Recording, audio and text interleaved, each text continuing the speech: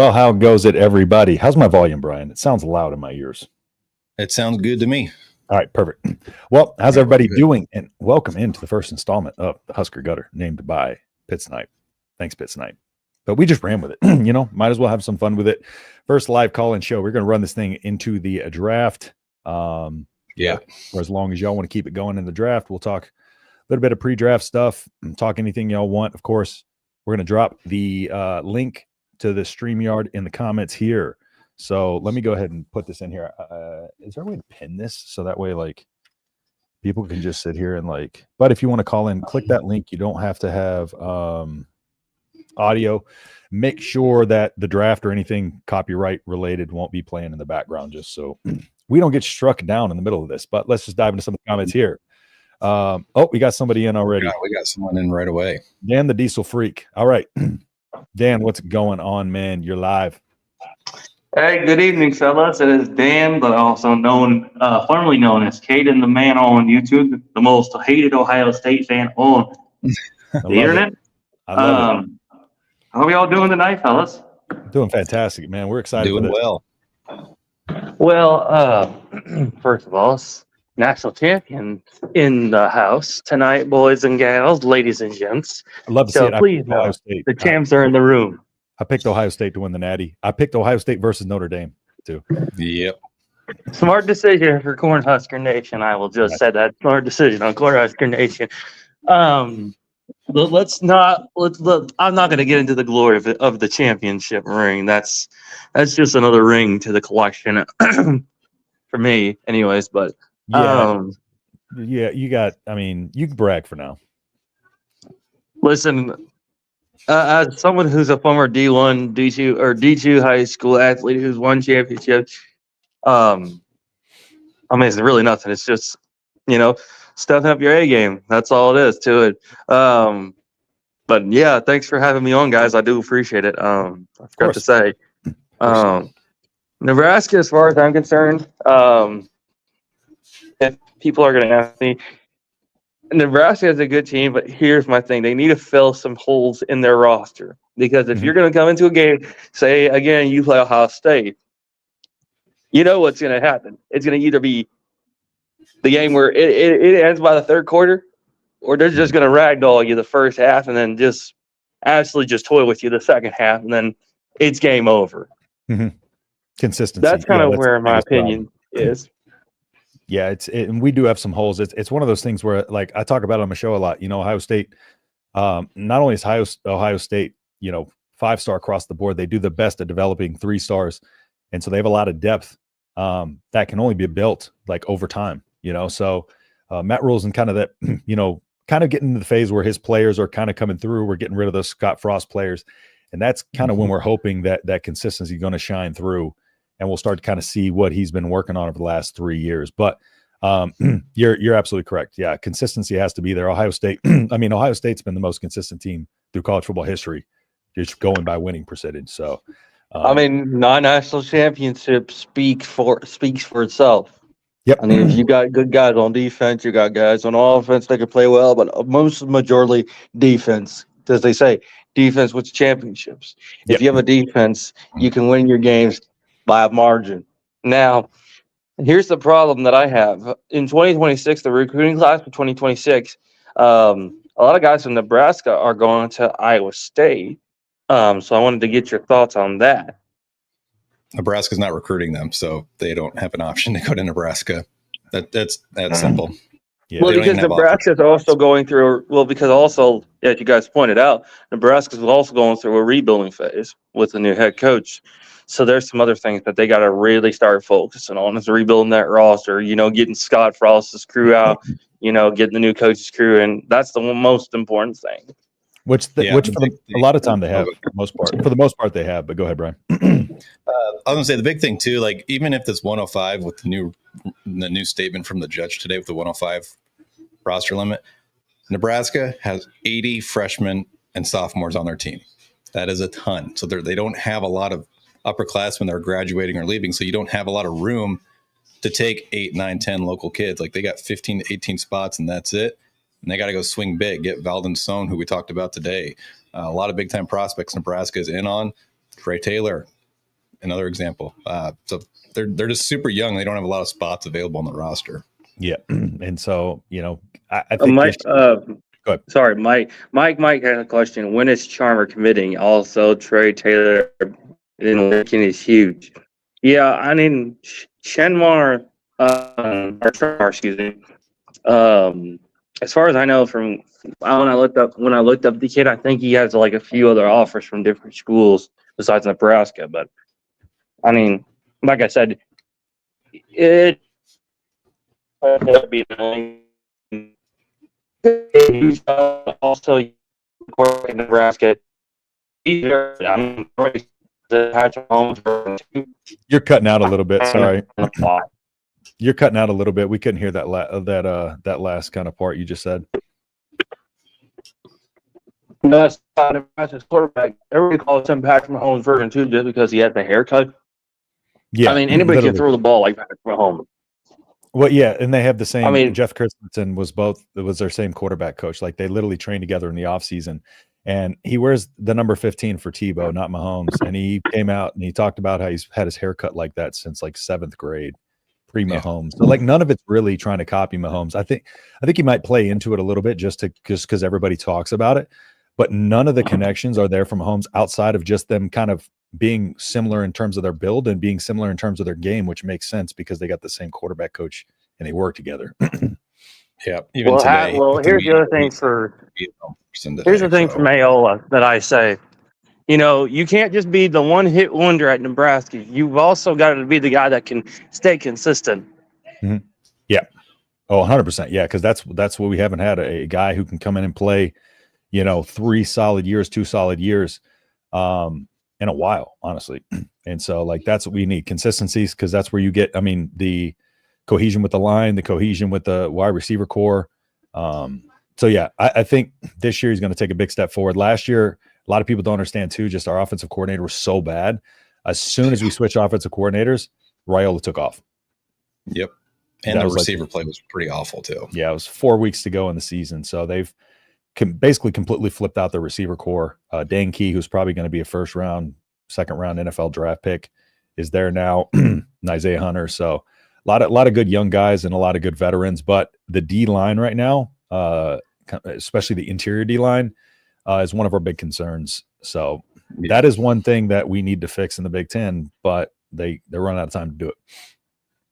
Yeah, and they don't seem to be overly active in the portal right now. I mean, Charmar's the only one we know about that's visiting, and just to kind of get to Mike's question there is we don't know, but he's on campus, and then he's probably going to Cal, and he's going to K-State. If you want a more in-depth breakdown, I did a video about it this afternoon, so check that one out after the show. But thank you for the 5 minute, Mike. Really appreciate that. But here's my thing about Raiola is that even if he plays against Ohio State, say he plays Ohio State week 6, they're at home, or in Columbus, he's got to really focus on being active with his passes. Having Patrick Mahomes as quarterback coach isn't the only thing that's got to help him win a big time game like that. Because everybody in Nebraska knows when you come to Ohio Stadium to play, one of the toughest teams in the conference, but not only the toughest team in the conference, but the toughest team in the country, you cannot be slacking in your plays, because if you do, you're going to have huge major problems. And that's the one thing I advise everybody, especially Scum fans who wear the maize and blue and are now arch rivals from Southern California. You come in there talking all that, we're going to come in there and absolutely, do this and do that and that, but you don't, and then, or you just slack by a percentage. That's really going to cause you some headaches later on, because that's when Ohio State's defense starts to get really into that groove of where they can just play that kind of where they can play aggressive defense against you. So that's just kind of my advice for Nebraska, especially because Southern Cal fans, let's be honest, they're kind of the most just overprivileged fans in the Big Ten now, and especially the Scum fans from Michigan. That's most definitely. I will say I'm with you on the Michigan fan hatred. I don't know what it is about Michigan fans. They have this like pretentious elitist attitude for no reason. Well, is because nonstop I mean, you gotta Ohio State from understand. Michigan. You gotta understand. They're talking all that smack because they know Ohio State's the bigger school. We're the guys that actually put down the work in the weight room. So there's just my 2 cents. Yep. Yeah. And I mean, honestly, just consistently recruit better. I mean, Ohio State is just, again, but comparing to Ohio State, it's different because they have been the most consistent team throughout history. So you got this thing where like y'all have had this continued success. Oh, Cliff's in here. All right, Cliff. I'm not talking about all of your fan base. All right. Not all the fan base. Cliff, it's just some of your fans that are just a little bit crazy up in the head here. Yeah, like Moose, Cliff, you know Moose, and Moose went off of me that one day. But here's my thing about Michigan in particular. If you're going to play a game, particularly against Ohio State, and then just not actually do dog crap worth of anything, there's your problem. And then also, you come into Ohio Stadium talking all that, like, you guys were picked, this and this and this, and you're going to do this and this and this, and you don't show up. Where the hell were you the next minute? The minute before, where you were talking all that smack online, or, on Big Ten Network for like the last 2 weeks in the season. That's the big thing. One of the big reasons why I picked Ohio State to win the national championship at the beginning of the season, and then just held that throughout. But that Michigan loss was the best thing that happened to them because that put a fire in them. And that also sparked the fire in Columbus. That's what got us to a national championship. So I got to thank Michigan fans for lighting that fire up inside the fellas in the weight room, because that's what really got that defense going. That's what got them boys hungry to play, the next games. So I got to appreciate them fellas down there or up there up north. So, hey, Cliff, do me a favor. Go over there to Coach Moore's office and tell Dan said thank you for getting the boys up and going to kick the living heck out of Texas and Oregon and Tennessee, because that was not needed big time. Cliff says you're welcome. But to be honest, in Cliff's defense, he has a recent national title too, so he's not feeling too bad, I'm sure. But here's the thing: their championship was not really, one that people are going to remember for, a decade. Like, their championship was because of, cheating, because of all the scoundrel, crap that they were doing. Can I be honest? I think they win it regardless. I just think they were that good.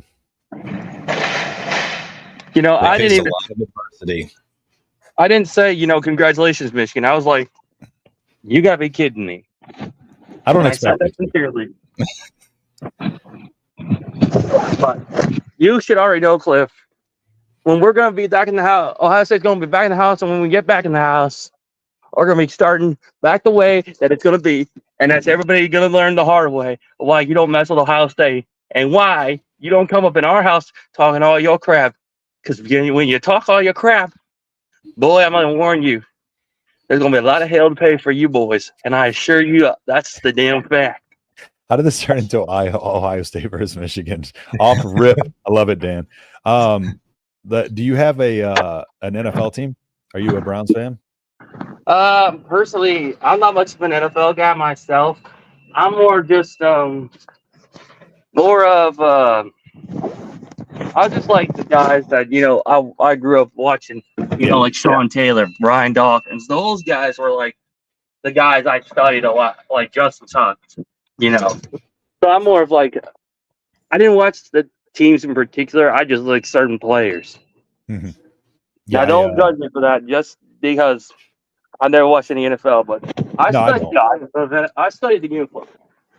Yeah, I don't. Texans didn't exist until 2002, and I was just raised to hate the Cowboys. So believe it or not, when I was younger, my favorite player was Jerome Bettis. So I rooted for the Steelers up until the Texans got a team in 2002. So I was just a Jerome Bettis fan, which by in turn Steelers fan. But I'll tell you this. Go ahead. In my defense, Are you running from the cops right now? For games, you got to be ready to go. That's Dan's all on I the can run. say. You shut up and fight. Hey, Dan. Man, I'm on the run. Dan, Yeah, I'm right here. are you running from the cops? I'm right here, guys. I know we hear you, but are you running from the cops? It sounds like Yeah. you're like running with your phone in your pocket. But I'll just leave you with this, fellas. Yeah. Just so everybody knows, just be careful when you run your mouths against Ohio State because it's not going to end well for anybody. I'll leave it at that. Go Bucks. All right. Appreciate you calling in, Dan. Thank you, man. Thank you. All right. He was fun. So I like that. is this talking Buckeyes Wolverines? Hey, show? I'm here for it. College football. I'm here for it. Anything I love college how football much we those talk. fan bases. Yeah, I love how much those fan bases hate each other. I do too. It gets real fun, especially on Cliff's show that we do. This is what he's talking about, where I called some games dead on. I think it was the first one was I called, what was it, Michigan over USC by the exact score, believe it or not. There was a few others, and then my bracket in the national championship was perfect. That was my proud moment. But appreciate that, Cliff. Thank you so much, man. Cliff's awesome. Like I said, he's not one of those that goes into the pretentious Michigan fans. Now, this show's about whatever. Y'all call in, we talk about whatever football related. It's more casual. So hits night. Appreciate you, my man. I get mad trash talk stuff. It's fun. Cliff is more on like the reserved side. You know, he just lets them talk and he's just like, yeah, whatever. And then he'll throw his little jabs, but I talk trash about talking trash. Yeah, Pitt Snipe's the reason this thing's called the Husker Gutter. Yep. Do we think Michigan beats OU maybe game day in Lincoln the following week? Week 4 against them I'm going to that game. Week 4 against Michigan is going to be nutty. That's going to set the tone for the rest of the season. I don't know if Michigan knows who their quarterback is right now, to be honest. It's I don't know if it's going to be Bryce Underwood. Oops. Yeah, I don't know. Got to be Bryce Underwood, right? I think they'd beat him. I don't think Oklahoma's very good. No, they're okay. No. Yeah, I think they beat him. I think that's is that in Ann Arbor? That's a good question. Let me check. Because what do you think? By the way, do you think Shedeur is going in the first round? He's been like, it was supposed to be top 10 yesterday, and he's dropped to like projected 21. I don't know. I think Shedeur has probably the best arm talent of anybody in the draft class. I was thinking about this today because I saw a video of Cam Ward, and I said they are the most unlikable players I've ever seen. Just their personalities are just so me, and it drives me nuts. And I read a report from a GM that said that Shedeur had one of the worst interviews he's ever seen with a team, like in a private interview setting. Blamed his players, blamed his line, and all this stuff. And I can't imagine going into the job interview of your lifetime and you're blaming everyone else. Like he rubs me the wrong way. And maybe that's why, because over the last 24 hours, Jackson Dart has passed him up as the QB2 on a lot of boards, or projected to go as a second quarterback. I'd originally projected Shedeur to go in the first round, but when I'm looking at it, I'm looking at like teams that need quarterbacks, and is there that many desperate? Because a lot of teams have young quarterbacks, but are there that many desperate people? And if anyone wants to call in on this and give your take on Shedeur, I'm sure y'all would love that. So let me go ahead and pull up the order real quick too, just out of curiosity here. Titans definitely need a quarterback, but they're going to take Cam Ward. You think? Yeah, Cam Ward, and then the Browns are going to take Travis. Yeah, Giants need a QB, but they don't really have much around. I mean, they got a decent receiver core, but their offensive line is pretty bad, if I recall, last season. Raiders, I mean, if Shedeur is willing to sit behind Geno for a year or two, because didn't Geno just sign a 2-year deal with the Raiders? Mm-hmm. I don't know. Unless I don't see how you could take someone with that personality, and I'm not trying to be rude to Shedeur, but he's just he left the Nebraska game early. Perfect place to be rude to Shedeur. Like, he left Nebraska's game early. He quit on his team. He did. Like, if I was his teammate, I'd be like, F you, dude. You quit with 2.5 minutes left in the game. Not only that, my thing about him is this. Like, when breaking him down over the season and watching the film, his pocket awareness is 0, right? Oh, yeah. And so, even though his line wasn't great, his problem is he just starts running backwards. He just starts going backwards. And so when that pocket collapses, it collapses around him. And then once those contains are there, he can't get around that. That's why he ends up so many times, he just ended up running backwards, throwing up a prayer, and it kind of worked out. I mean, good on him for having the ability to kind of create that time, but he's not going to be able to do that in the NFL. His time to throw was, I believe, over 3 seconds this season. He's going to have to get that down in that 2.8, 2.7 range. But he's got to kind of learn when to kind of roll that pocket, step up in the pocket and get to his spot, as opposed to bailing as soon as he feels pressure. And, under Raiola had that problem, but he's a true freshman under Satterfield. Right. But, against or with when he was able to take the pressure off of him, whenever oh my gosh, Dana Holgerson came in, took the pressure off him. Like, he stood a little bit more in that pocket. Whereas Shedeur, you're talking about him as a first round draft pick. He should already have that in his game. Yeah. I think back to the Nebraska game and just like his inability, like people say he reads the defense really well. I think he doesn't read a defense very well. When you have Travis Hunter and who was the other receiver they had that was really good? I put the wrong link. Sorry, guys. Sorry. I put the link to the live stream. All right, go ahead. But like he plays quarterback like you would a video game where like it's a 5-step drop back and you take 10 steps back and then you start running around because your quarterback's athletic and then you just chuck it up and hope to God somebody's there. Old school Michael Vick and Madden Falcons. What was that? That's 06?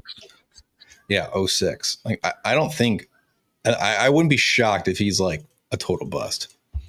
Yeah, no, me neither at all. Let's see. It's in Norman. Yeah, it's in Norman. Under was a great talent, but unrefined. I heard the guy from Iowa might be coming in. Well, that's never good news. Yeah, we might get that quarterback from Iowa. Sullivan? He just committed to Tulane today. Oh, did he?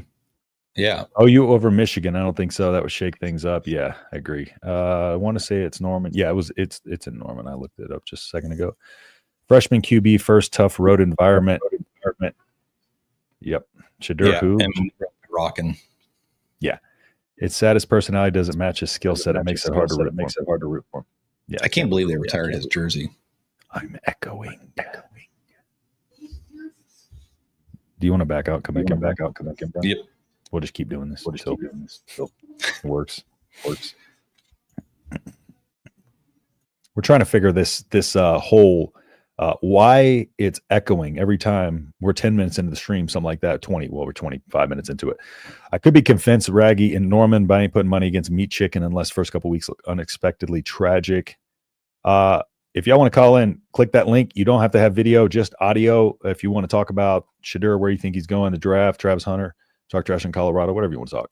How confident are we that relying on Ives in third and short this season? Any idea if he's good as a rule acts like he is? I talked about it before. So me and Brian, this is a perfect time for you to pop in because CB here.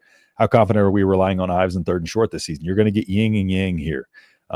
Any idea if actually is oh my God, if he is actually as good as rule acts like he is? If I can read, that'd be great. So me and Brian respectfully disagree on Ives. However, I do, unfortunately, he has gone elsewhere now. The Illinois running back. But I was I wanted us to go after him to kind of have him fill that Dante Dowdle role and be like he was a senior, big guy, Big Ten experience, Josh McCray. And so but outside of that, I think we're rolling with Ives, and that means, we haven't kicked the tires on any running backs, is what we're hearing so far. Other than Chamar. Other than Chamar, yeah.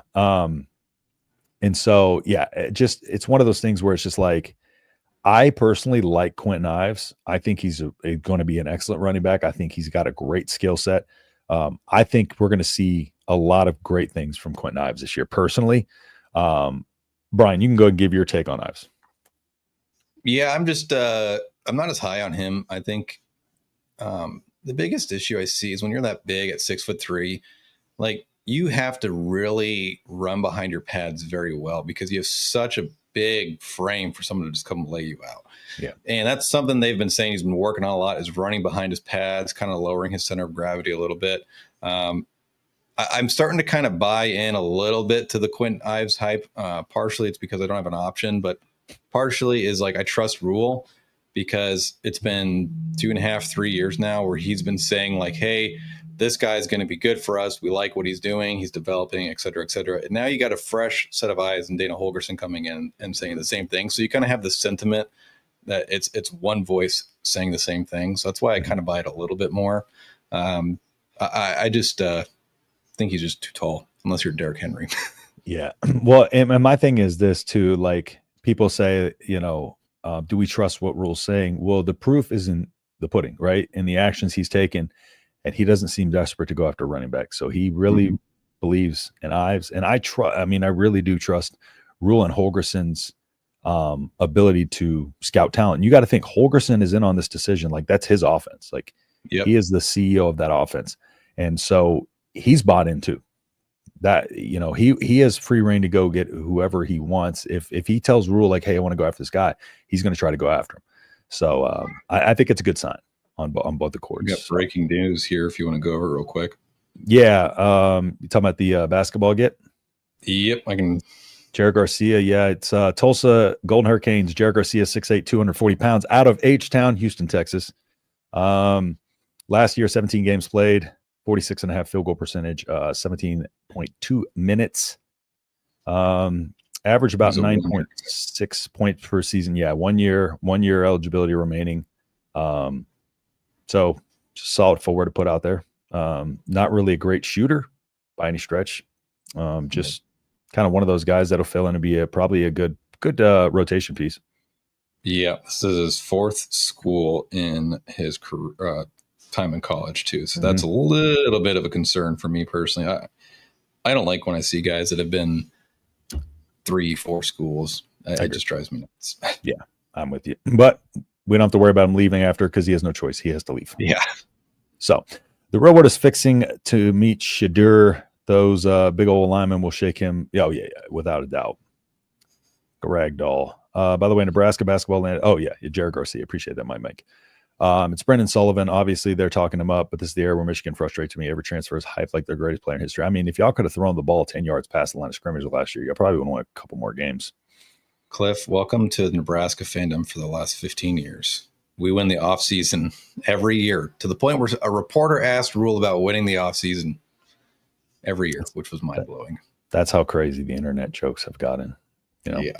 Actually, I think the coaches have held back from showing the excitement they feel about this team. By design. Adrian Peterson, 2,000 rushing yards, 6'4". Yeah, this is a different age. This is a different running back age. And Adrian Peterson. Yeah, it was Adrian different. Peterson did it as a true freshman too. You got to keep that in mind. I also don't he think was built different. He was built. He different. was. I think he was more like 6'1", right? 6'1", 217. Yeah. He also ran a sub 4.40. Yeah. He was a freak. I mean, we got a lot of thoughts in here. We need somebody to call in. Yeah, I keep dropping the StreamYard link. Somebody calling. Listen, y'all. This is pushed by y'all, so we need y'all to call in. Keep it rolling. King Raiola is the king of rock and roll. Going to be lethal with them receivers. Unknown. I wish I knew who you were because I like you. King Raiola, the king of rock and roll. I like it. Thanks for hopping in here, everybody. I appreciate y'all so far. If y'all can't, if y'all don't mind dropping a like on the stream, it really, really helps us out. And I'm terrible at asking for likes, so appreciate that. That height could be an advantage if he learns how to get under his pads, uncool the contact, into the contact. Yeah, exactly. Yep. He just needs to learn how to lower his center of gravity without getting a little bit too forward over his toes. And you got to think that's what they've been working with him on for sure. Yeah. Rule doesn't want Marty, and we struggle in short yardage, suffer injuries at running back. Will not be happy with Rule. Big gamble, just my opinion. Go ahead. You want to give your take? Yeah, it's a gamble. I think I said that on Tuesday. I think I said that today. I think it is a big gamble, and it's the way I say it. I think it's not a knock on like Quentin or Mackay or Parker or Booth or any of those other running backs.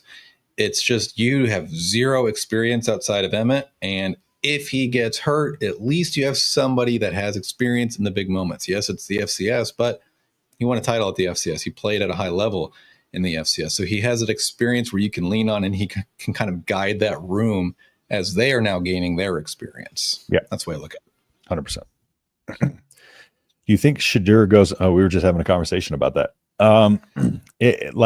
Okay, so here's the latest news on him. So originally, as of yesterday, I believe it was, he was projected like in Vegas 21.5 pick wise. And as of earlier, couple hours ago, he was projected to go 21.5. So that big change happened. And then also the betting odds of him being the second quarterback off the board changed, and Jackson Dart has a slight advantage now in that regard. So that could very well Pit Snipe's in here.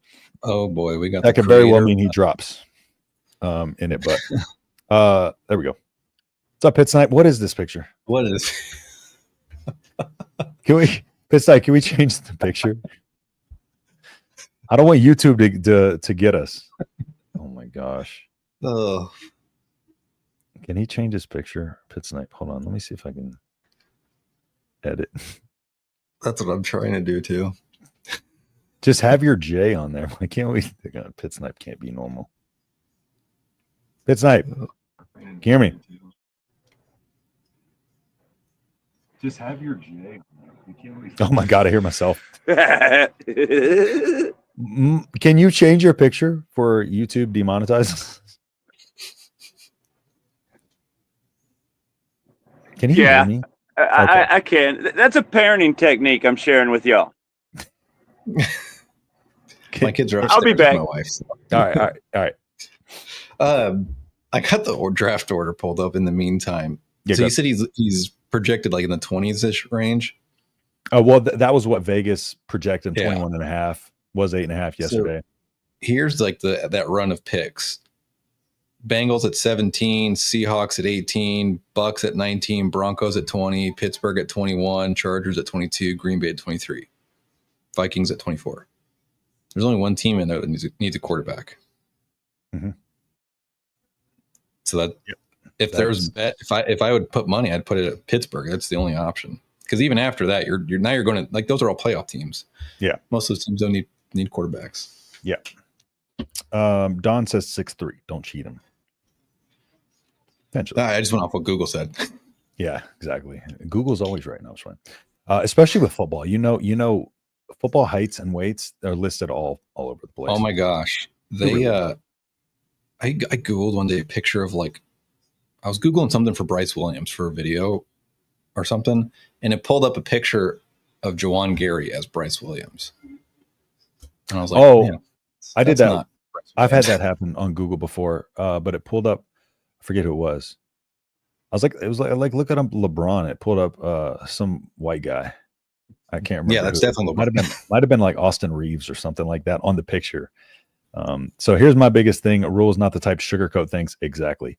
Unlike previous coaches, we don't look good at practice, weight room. I think Rule would mention it in some way. Agree 100%. I did a video last year comparing what Rule had said in the 2023 offseason and the 2023 preseason and 2024 preseason, and to see if, in the 2023, did it play out like he said it would, and it kind of did. And so that was where I kind of was like, okay, this man is a straight shooter when it comes to that. So, I do agree. He just tells it like it is. So, I take him at face value, most everything he says. So I agree.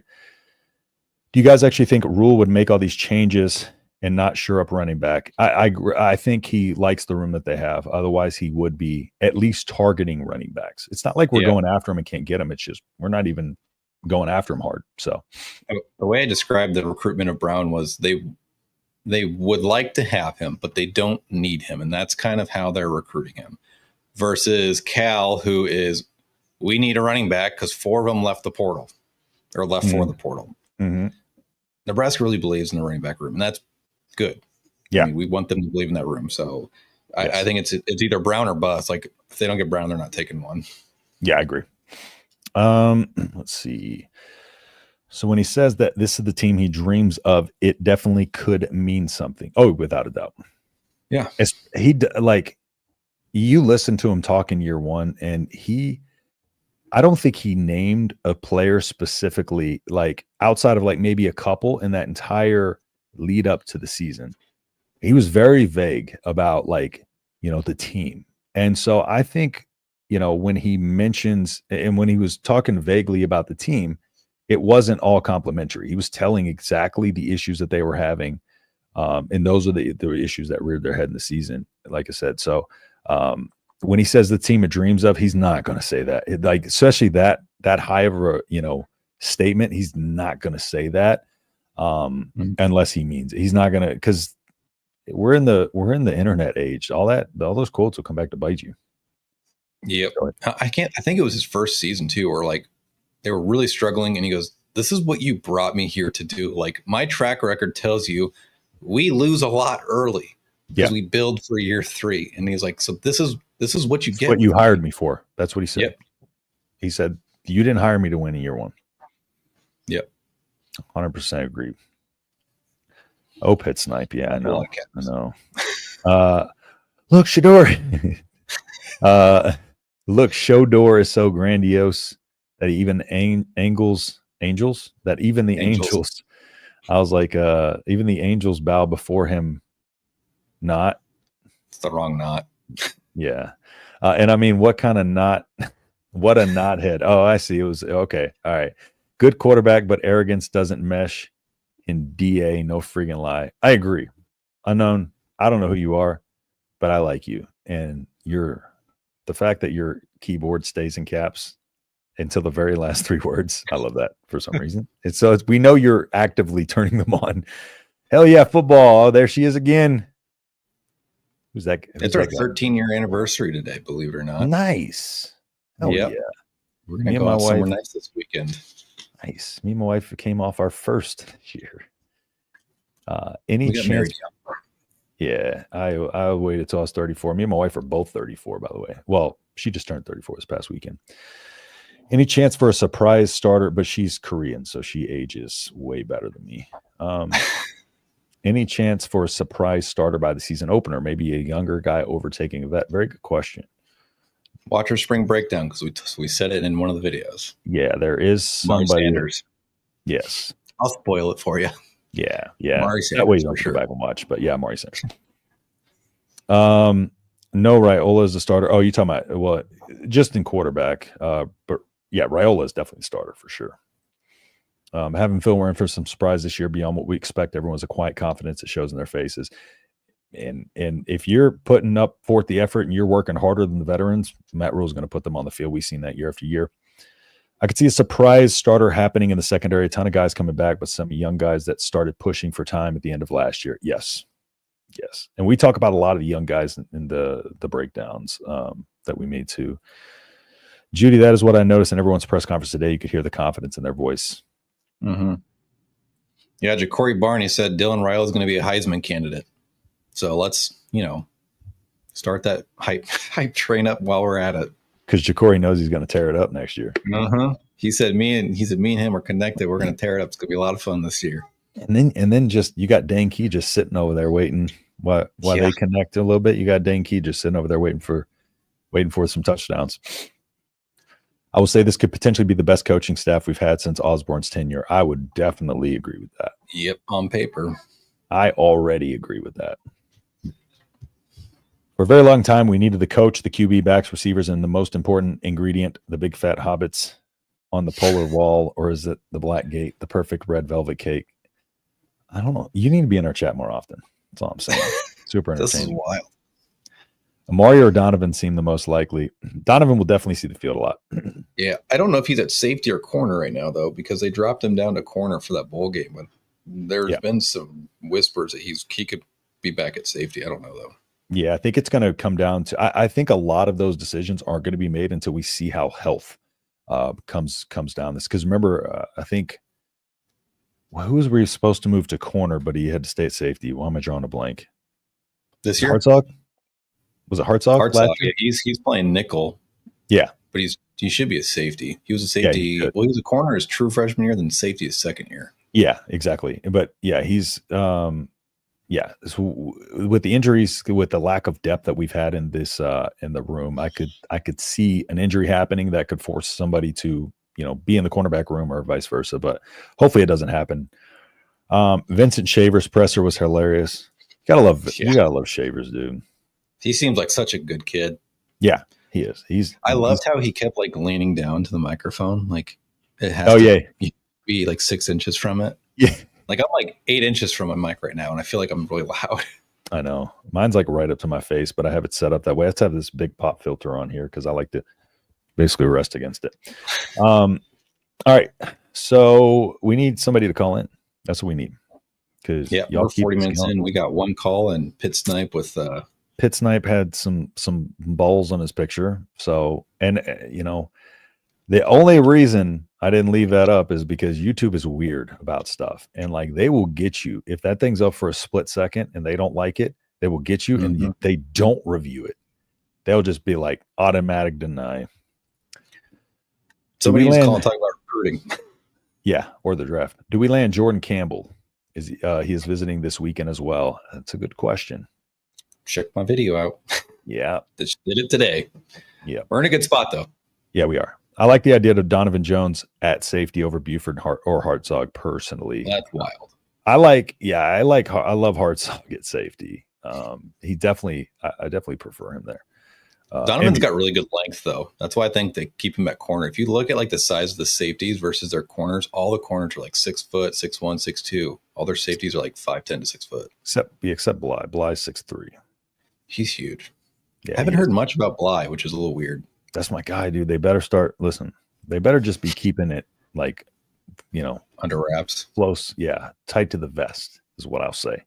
So, all right, we need somebody to call in. Keep it going. This is fan driven. We have to like force y'all to call in, so that way this becomes a call in show and not like a second live stream of the week. So somebody, again, you don't have to have a video, but don't have balls on your picture. It's all yeah. That's all we ask. Yeah. All right, I'm gonna look at a Don't mock care draft. what your picture is. I'm gonna look at a mock draft real quick. Let me pull one up. I meant to do that just a second ago. Hey, I'm gonna pull up this comment from Mike. My kids are 10 feet above me. Yeah, I don't have kids. I have dogs, and they're both sleeping. Right? See Gunner right there, my German Shepherd, and then the little he's over there, and then my Malibu. The other one's on that side over there. Getting my ass reconnected. That's what I like to hear. All right, Pit Snipe, hurry up. Let's see. Mock draft. Oh, shoot. No, I don't. Babies make weird noises. That's just part of it. Bro, I can't stand toddlers. I don't know why, bro. They make me mad. Like, I know. That's why I don't have kids, bro, because that's just toddlers. It like brings this rage out of me. Oh, my daughter. I'm going to talk about getting demonetized. I hate Tom. All right. Let's see. CBS mock draft. So they have, let me put it up on the screen here. So the CBS are outside. She said what? She said our kids are outside, apparently. Oh, gotcha. Let me pull this mock draft up over here. Let's see. Underneath the smoky. Why is it not letting me? Let's try again. So they got Ward going 1, and then of course I think that's chalk. I think it's going to be Ward 1, of course, and then not Shedeur. What's his face 2? Travis Hunter. Travis Hunter 2. Yeah. All right, here it is. Okay, so here we go with a little bit of the mock draft. So we got Cam Ward 1, Travis Hunter 2, Abdul Carter at 3, and this is the most recent mock, right? I think so. Yeah, 4 hours ago. Cool. Abdul Carter, monster. Will Campbell 4, Tedero McMillan. I also saw another mock that had oh my gosh. Why am I drawing a blank at everybody's name today? Boise State running back. Literally. Oh, Ashton Genty. Ashton Genty. Like literally my ADHD, bro. I get distracted and it just pops out of my head every time. Kelvin Banks. I just know that the Houston Texans better be getting an offensive guard, offensive line in general. Tyler Warren. That kid's so good. He is. That was incredible. Like his season this year, and especially that performance in play, like, he was incredible, dude. Jalen Walker, linebacker, going to Carolina. All right, I had a talk with somebody in the gym today about one of our other fighters about PJ Walker. And I think they should move on from PJ already. Yeah. I mean, not PJ Walker. Oh my God. PJ Walker was the quarterback before. Bryce Young. I'm just thinking of short quarterbacks, PJ Walker was the quarterback before, but Bryce Young. Yeah. I this is what I hate about the NFL. Okay, I might go on a little tangent here. Go ahead. This is why I hate the NFL. Okay, so your team sucks. You have a crappy O-line, crappy wide receivers, crappy quarterback. So what do? You go and draft a quarterback with nothing around him. I don't understand why they don't get the skill, get the O-line guys, and just have an okay quarterback to get you through and keep developing your offensive line, your receivers, your running back. And then when you start getting 6-7 wins, that's when you come in and you go, okay, we're pretty good. Let's grab a quarterback. Or, hear me out. They should have taken the best quarterback in that draft class, CJ Stroud. I had CJ Stroud number 1 on my board from the off season of the college football season and through. And so I wanted the Texans to get him. I was pissed that the Texans didn't get the number 1 overall pick. We beat, after losing all those games, we beat the Colts in the last week on a Hail Mary to put us at pick 3. And so I was like, we just lost CJ Stroud. And lo and behold, we didn't. Luckily, he came to us. But the thing with PJ, though, like his offensive line was drastically better than CJ Stroud's was last season. Mm-hmm. The receiving he played good core, at the end of the season, though. I'll give him that. He did. Let's see him do it, though, consistently. That's the thing. But I don't know. I'm just not a big bright. I never thought he was going to be that good. I knew Anthony Richardson was going to be terrible. I think we all knew that. That's what, like, I remember when they drafted Anthony Richardson, the Colts did, and I said, "You're drafting a guy that started 1 year. He's like a 55% completion. He had 9 starts in college. Yeah, like he has like nothing that tells you he's a great quarterback other than the fact that he's 6'5", 230, ran a 4.40. He's a good athlete. He's not a good quarterback. There's nothing that tells you, intangible wise, that guy is going to be a good quarterback. He only had literally throwing $20 million down the drain. He only had 9 starts in college. Yeah, he sucks. Michael Williams going at pick 9. Genty here going to the Bears. That's a good pick. That would be a really good fit there. I like that one. Mason Graham, that's going to be Mason Graham in San Francisco. That'd be nice. Matthew Golden going to Dallas. Dallas is just a mess. Walter Nolan, D-line, going to Miami. Colston Loveland going to Indy, another monster. I like Colston Loveland a lot. Mike Green, Atlanta. Armand Membu.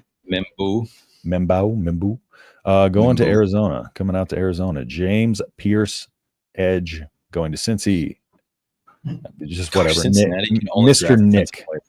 I'm just going to call him Nick. All right. Nick, we're not trying. Worry. I'm worry. My mom's worried. Okay. Seattle, going to Seattle. Jihad Campbell, Tampa. Travion Henderson, Denver. I like that. That's good. I like that. I'm a big Travion fan. Pittsburgh, going pick 21. Shedeur. I really think that like that's where he might end up. I do. Yeah. And then Coach BA is going to have problem because then he's going to have Shedeur as his franchise quarterback. You know what's going to be hilarious? What's that? Is they're going to have DK Metcalf and George Pickens totally crashing out every game. True. Because they both always crash out. And then you have Shedeur blaming them for crap. It's going to be so toxic, but it could also be really good. Yeah. Shedeur's going to have to check. He's going to have to check that ego because the players in the NFL will do it for him. They'll be like, you don't run stuff here. Kenneth Grant, D-line of the Chargers. Will Johnson, cornerback, Green Bay. Tyler Booker going to Minnesota. And Donovan Jackson. Okay, so the Texans got interior O-line. That's what we need. We need a lot. We just need to go O-line every single pick in this draft. Yeah, I can't believe he traded Larry Tunsil. I get it. I get why. He's expensive for sure. He's expensive, but also like he leads the league in penalties and stuff like that too. So there's so many frustrating things that he does that don't show up in like his PFF grade and stuff like that. But with the line the way it is right now, I don't like the trade because it's already terrible. And so, if we had a pretty solid line, we're like, we just want to get Tunsil out of there and replace him with a solid piece. That's not going to set us behind the chains or keep screwing, then I would get it. I don't understand it with how our line was. So, but yeah, I mean, honestly, our GM, he has been great with his picks so far in his time in Houston. It's turned our franchise around. So Maxwell Hairston, cornerback, going to the Rams. Malachi Starks going to Baltimore. Gray Zabel, Detroit. Shamar Stewart, edge, going to Washington. Jade Barron, something like that. Say Buffalo. Josh Simmons, offensive tackle, KC. So a lot of linemen going early. It's going to be a huge lineman draft, first round. Yep. Edge rushers. I think it's easy to trade up. I hope the Texans trade up and go get a. Well, I really want them to go get. Who was it? I'm trying to remember. Who's the? There was a Texas lineman that I want us to get somewhere in the draft. But I don't know who we would trade up for. But we traded up. I mean, we traded up for Will Anderson last year. So Casario's aggressive when he needs to be. So, All right. Let's get some calls in here. Somebody click this link. Okay. Click this link and we're going to be super nice to you. Okay. Don't feel stressed. Don't feel anxious. Just click that link. Because I think the boys and gals chatting some football. I think Dan finally got caught by the cops. Pit Snipe, I have no idea. He said he was reconnecting. I think he might have got lost somehow when he was reconnecting. So let me drive in the comments here, though. All right, let me go back a little bit more. Jordan Campbell, the idea of Donovan Jones at safety over Buford and Hartzog. I would call him, but kids still awake. Wouldn't get a word in. It's all right. We'll talk to them. Getting my ass kicked, reconnected. What does that even mean? Pit Snipe walked in his yard and started getting beat up. I want to join, but I'm on hold. But I'm holding my 7-month-old and he's making weird noises. Let's see. Toddlers are a-holes. I kind of respect that. Yeah, they are. I kind of want to punt them through plate glass windows when I see him. But I think Ward was already announced the one. He might have been. They usually I hate how they do that, where they ruin draft picks now. Toddlers make everyone mad, especially their parents. Yeah. The why questions from toddlers drive me insane. Who was the comedian who did that joke about that? Where he's like, everything you say, they're like, but why? Yeah. It's like, I don't know. It's just the way it works. It's like, why? Was that Bill Burr?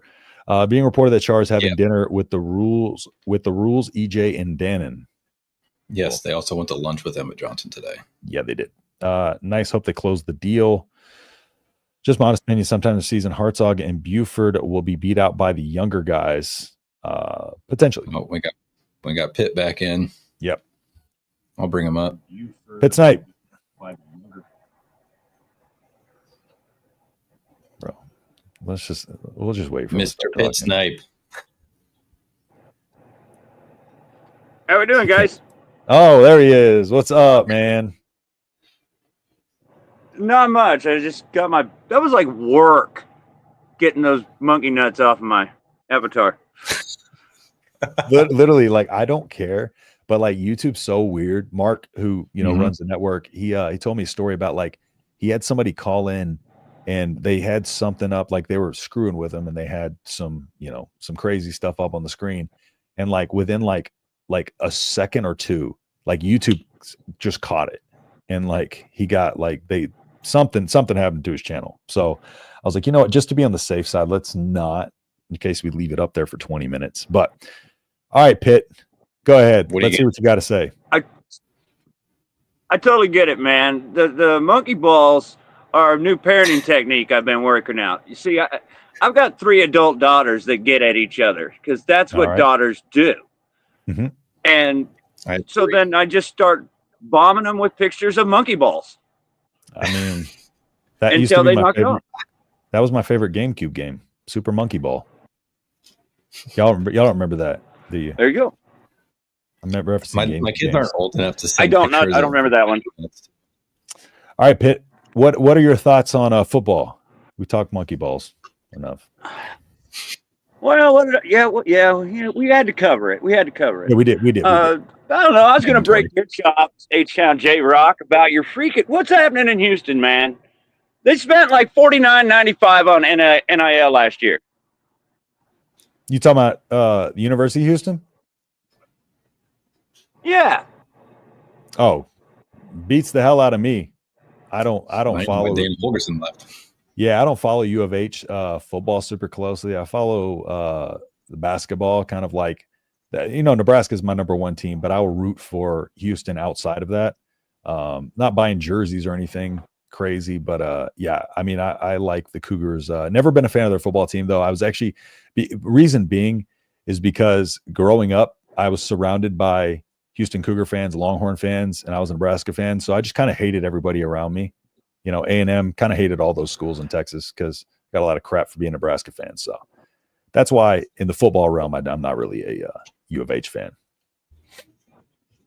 Well, darn it, that was just a missed shot then. Dang it. It's okay. You can talk about the other teams, but not the Rockets because they beat up the Warriors last night. All right, what Pit Snipe, what are your thoughts on the draft tonight? Who's your team, by the way? NFL. I really don't have one. I mean, I got some people and they're Bills people. I got some other people and they're Raiders people. And I just kind of gave up on the NFL when Jerry Jones fired my Tom Landry. And at that point, I said, okay, I'm out. I'm done. Oh, so you were a Cowboys fan. That's rough. As a kid, yeah, as a kid. And it turns out they didn't need me. Yeah. Well, they need everybody right now. They need all the help they can get right now. But I grew up a Cowboys hater. I will say that just because, again, my family was Oilers fans, and so, but the Oilers were Bud Adams. Me and him have the same last name, unfortunately, which is why my family hates him. He sold the Oilers, I think, in like '95, something like that. And so I was only like 5 years old. So I didn't have I had some Oilers stuff, but I wasn't like old enough to remember them. I just was raised to hate the Cowboys. I hear you. It's easy to do. But do you think Shedeur goes in the first round? I don't know, man. I don't know. I do think our boy Ty goes in the second. I think he gets in the second. Yeah, he's got. Sure, I don't know. There's just got a lot of bad signs, man. Mm-hmm. I agree. There's a lot of red flags. A lot of red flags. But what's your opinion on, like, do you see him as a first round pick, or do you kind of see him like as somebody you think is just way overhyped? I see, and that comes down to attitude. I think he is absolutely 100% first round talent. Agreed. It's the stuff between his ears and that comes out of his mouth that creates the problem. Is going to kick him back to the second. Agreed. Yeah, I'm right there with you. Yeah, it's the Steelers or he's going to the second. Yeah, for sure. Maybe, dude, I wonder if he falls out of the first round. I would love to look and see what happens. Like if he falls out of the first round, where he might end up going. They really don't want guys in that green room that aren't going first round. Yeah, no, they don't at all. But it makes for great TV when they fall. Especially, oh yeah, remember Manziel? Mm-hmm. Yep. Oh, that was Rodgers was sad. Oh, yeah. Rodgers was, yeah, that was sad. That was. He went right after Fabian Washington. Yep. Who somehow made it to the first round because he ran like a 4.24 at the combine. Yeah. I was surprised the Cowboys didn't get Manziel at like pick, was it like 16, something like that when he fell to them? I think it was 20. Yeah, that seemed like the ideal guy for Jerry Jones. That just seemed like a Cowboys move. Mm-hmm. Wasn't a good player, but was flashy. Pit Snipe, what are your thoughts on Nebraska's offseason so far? I'll come back to that real quickly. Shedeur is also limiting his options because, as Mike is pointing out here, he's already established that he only wants to play in certain places. Yeah, it's terrible to try to call that your can get kicked down around. Yeah, it's terrible to try to call your shots like that, like when you're so young. He's not John Elway. But even then, like that never would have happened a few years ago. And before that, like no player would have ever thought that's a privilege to play in the NFL. So like you got most of the players being like, I'm just happy to get drafted and go where I can, where somebody wants me. Yep. Absolutely. So I think for the offseason stuff, we good. We can talk about the Iowa State heat that Matt Rhule is looking for, evidently. Let's do it. And I'll tell you what, and this is a fact, guys. Okay. I don't know why Matt Rule said what he did. He's normally a pretty well spoken guy, so I don't know. If he's taking shots, he's doing it for a reason. I tend to believe. Yeah. However, this is just going to ebb and flow. We are going to have rosters that are full. We're going to have position groups that are full. We're going to have position groups that are depleted due to injuries and all the other magic things we know happen. It's going to happen. Yep. And yay, at this particular time, Matt Rule has a quarterback in every class coming. And so, I'm sorry, what's the kid's name? Went to Iowa State this week. Trey Taylor? Jet Tamala. Wait, who's he talking about? Jet Tamala just committed to Iowa State. Oh, committed this week. Oh, Bicep was visiting. Yeah. Is that what yeah, Tamala.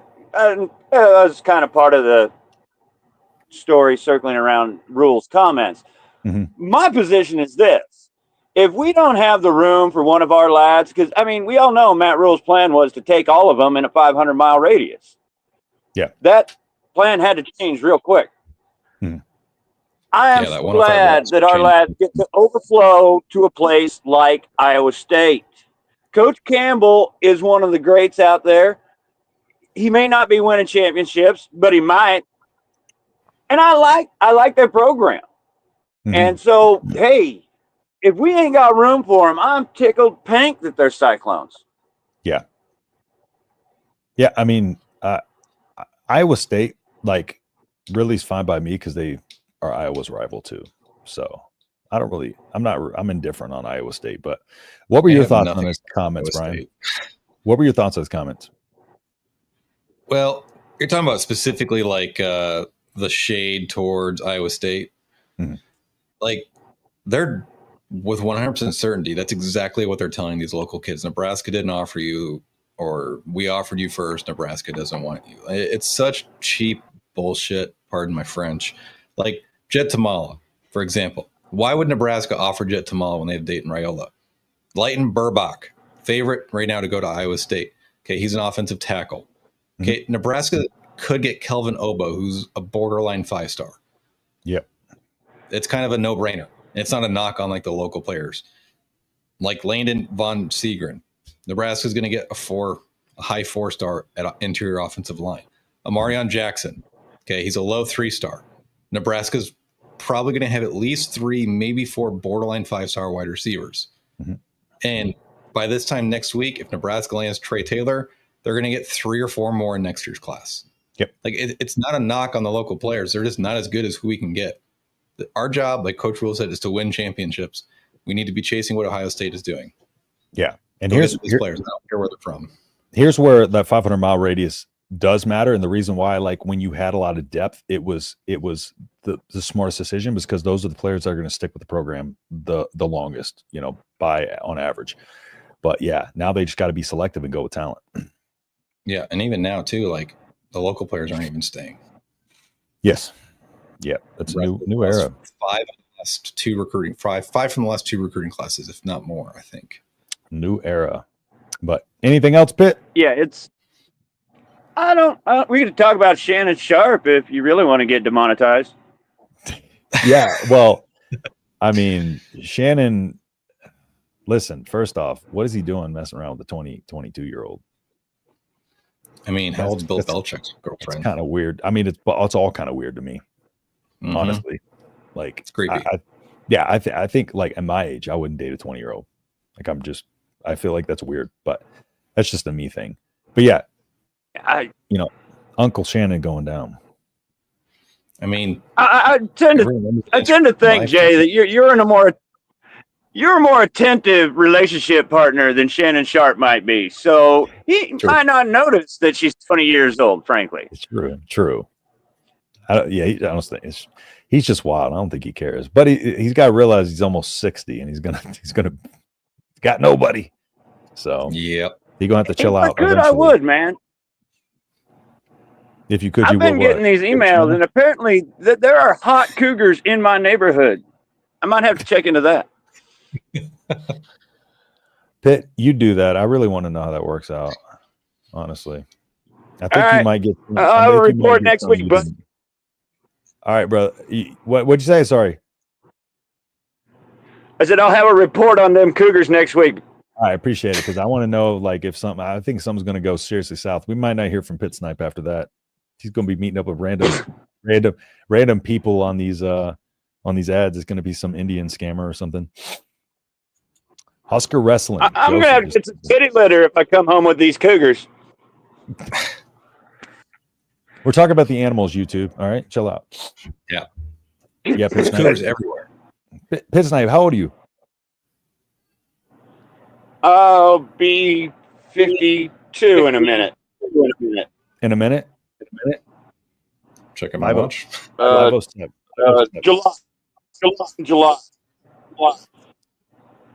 July. Got it. Well, that's more than a minute.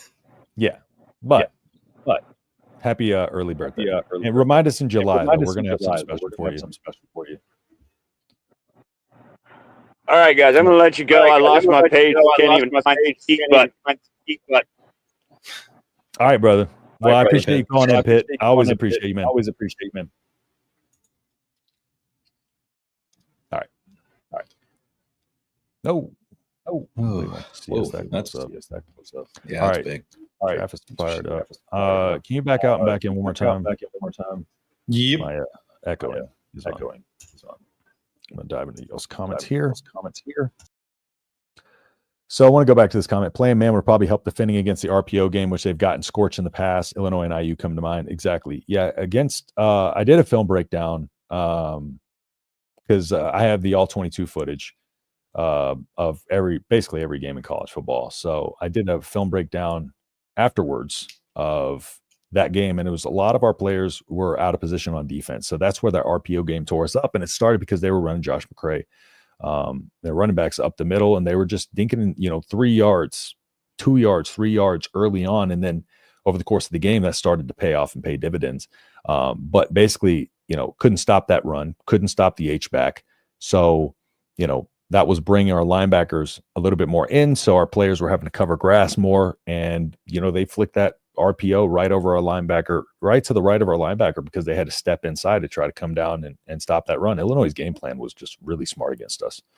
Mm-hmm. It was phenomenal. Indiana, we just played one of the worst games I've ever seen. So that game was more of an outlier. I agree. Yeah, I agree. Playing man lets them bring pressure. That was the main reason that was given. Butler is all about getting pressure. Very aggressive, very downhill. Yes. Yeah, absolutely. You can bring pressure in zone too, though. You can, yeah. The man, the myth, the legend, Pit Snipe. Exactly. Appreciate him calling in. This guy again. I don't know which guy. Pit Snipe. Good point, Brad. I'm all for challenging the other teams, huh? You only called in once. Yeah, well, twice technically. Good point, Brad. I'm all for challenging the other teams' wide receivers more too. We played off way too much with Tony White. I think who's trying to figure out how to not have our safeties get beat every play. I haven't liked the Oilers since they overused and abused Earl Campbell. Yeah. I mean, the thing about the Oilers is I have no emotional connection to them, but yeah, I can see that. Matt Rules and Buffalo's drool, and as humping the Badgers will take is going to be all right. This one's out of control. I have no idea what this says. I think my red Kool-Aid is a touch fermented. I think it is too. I think you're getting a little drunk. Lost in the sauce there, buddy. Didn't Sanders say he would only play for certain teams? Yes. Yep. I don't remember who, but CB 100%. We played scared, looking forward to Butler's aggressive style. Yeah, what we saw in the bowl game is just what we're going to get a lot of, multiple fronts, and that was where I thought Tony White's downside was. I don't think he did a really good job being proactive in game planning. I think he was reactive, and his in-game coaching, I don't feel like he made good adjustments at certain parts of the season, But I think overall, that's why overall, for instance, we came off of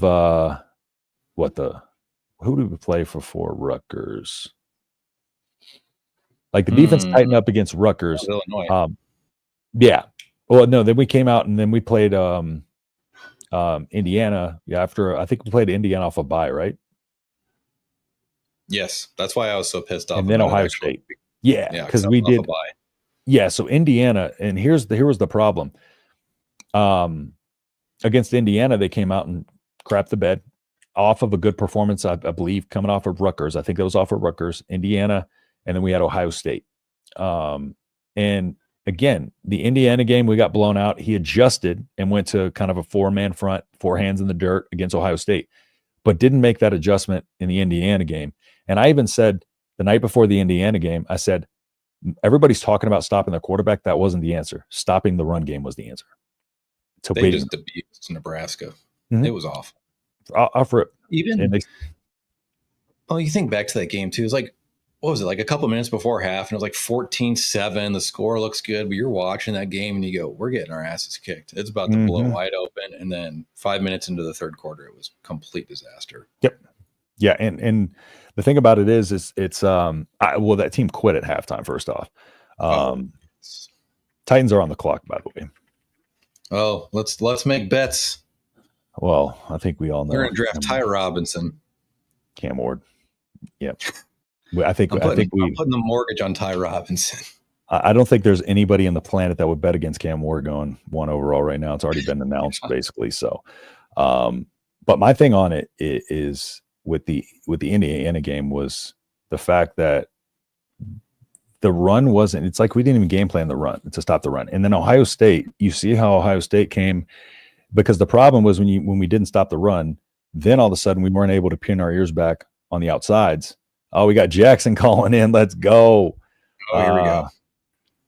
Mr. Jackson. Listen, you want to talk about the man, the myth, the legend. Jackson Johnson has arrived. All right, Jackson, what you got? Oh, how's it going, gents? How you doing tonight? We're doing great, Jackson. I appreciate you calling in, man. Oh, doing all right. Keeping an eye on the NFL draft and preparing for my Alabama perspective in a couple hours or so. But it's getting closer to week 1. It's getting closer to week 1. I'm ready to see that Nebraska-Cincinnati game, because that's going to be the teller of what's to come for 2025. Although, let's be honest, Cincinnati, Scott Satterfield, they're not going to do anything. I don't see them having a shot against Nebraska. That's just me. Didn't he have a losing record prior to going to Cincinnati as a head coach? Yeah, he was like that hire made no sense. Yeah, it was like Cincinnati thought they were one-upping Louisville, but I was like, yeah, no. Because I talked with my buddy Austin about it 2 years ago in 2023 on a Discord phone call we had, and he was like worrying himself. He's telling me, oh, man, I don't know how it's going to hurt us. I tell Austin, you're going to be very happy with the Jeff Brom era in Louisville. I promise you that. Cincinnati thinks they won over Louisville by taking Satterfield away from Louisville, but really and truly, they lost in the long term. Yeah. Yeah. They have a good quarterback, though. He gives me a little pause for that game. I'm in Kansas City, and I can tell you right now, that place is going to be filled to the brim with Nebraska fans. It's going to be, of the 75,000 seats that Arrowhead has, it's going to be 65, if not more, Nebraska fans. It's going to be a home game. It's basically Memorial South at that point. There you go. I see the dogs tuning in for the first ever edition of the call-in show. Nice. Yeah, my other one moved out of the bed, so he just took her spot over there. There you go, man. It wouldn't be a Nebraska show without the dogs, man. That's for sure. They're always in the back. They're always following me around. There you go, man. Jackson, what are your thoughts on the draft? What's your thoughts on Shedeur? Where do you think he's going to go in the first? I feel like the Titans should get him, because I like the idea of Shedeur Sanders being at the Titans more than I do Cam Ward. I mean, that walking off at halftime still kind of has a bad taste in my mouth. Shedeur did that against Nebraska. I would honestly love to see Shedeur, if the Titans selected him. I would love that, because then he has to go against our defense and he would get tore up. Oh, okay. Oh, we got breaking news from Adam Schefter. The Browns are trading the number 2 draft pick, a 4th round pick, the 104th pick, and the 6th round 200th pick to the Jaguars. Jaguars are trading their 5th pick, their number 36 pick in the 2nd round, and the 126th pick in the 1st round. And oh no, They're going up to get Travis Hunter. Cam Ward is going to the Titans. Yep, saw that coming. But like, okay, my thing on like that is this. I don't know why the Jaguars would move up. Like, I know the mock had him getting Genty. The other mock I saw, this one had him. This other one had them going. Who did they have in this one? They were going I wide think the receiver. Jaguars Raiola are McMillan. doing this so they can get Travis Hunter. It's got to be. You got to be Travis Hunter that they're going for. They probably want to lock down corner. I mean, he's not playing both ways. There's no way. I was going to say, that's the discussion. Can he do it in the NFL? No, there's no way. Those dudes are way too big and strong for him to play both sides of the ball. That's and his career is going to be very short. He's going to get beat up. So I don't think there's any way. I don't understand like how you think you can go against like, so you're playing wide receiver and you're going against like an elite, one of the top corners in the league. And then the next 2 plays later, you're on defense going against like literally like Justin Jefferson. Like, how can you seriously do that for 50, 60 snaps at the NFL? It's a completely different game in college. It's way more physical. It's way faster. I don't understand how he thinks he can do it. I mean, it's good that he thinks he can. He's confident, but I don't think they're going to let him. I don't either. But maybe a team like Jacksonville or somebody who's willing to give up all that is desperate to go get him. Be like, yeah, we'll let you do that, and maybe. But I'd say it's one of those things. Let him fool around with it in the preseason. But when the season's here, no. Especially if you got like a lockdown.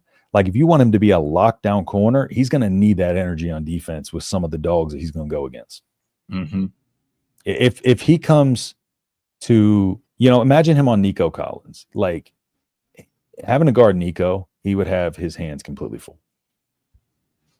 Yeah, so Jaguars received second overall pick, 4th round pick, 104, 6th round pick. The Browns got a fifth pick, and didn't see the last thing. So how long are you guys going tonight? We're going to go as long as y'all call in. And but we need calls. But we need call-ins, yeah. Otherwise, again, like I said, it'll turn into a Husker live show. Jackson, any other thoughts on the draft? Like what are your overall, like, do you think anything crazy is going to happen, anything like that? Just curious.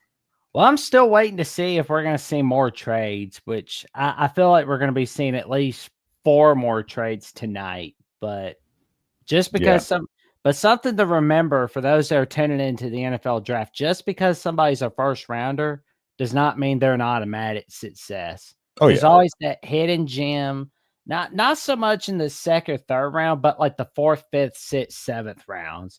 Yep. Those are the picks to definitely keep an eye on. But of course, there is something magical. I'm going to put this in the private chat.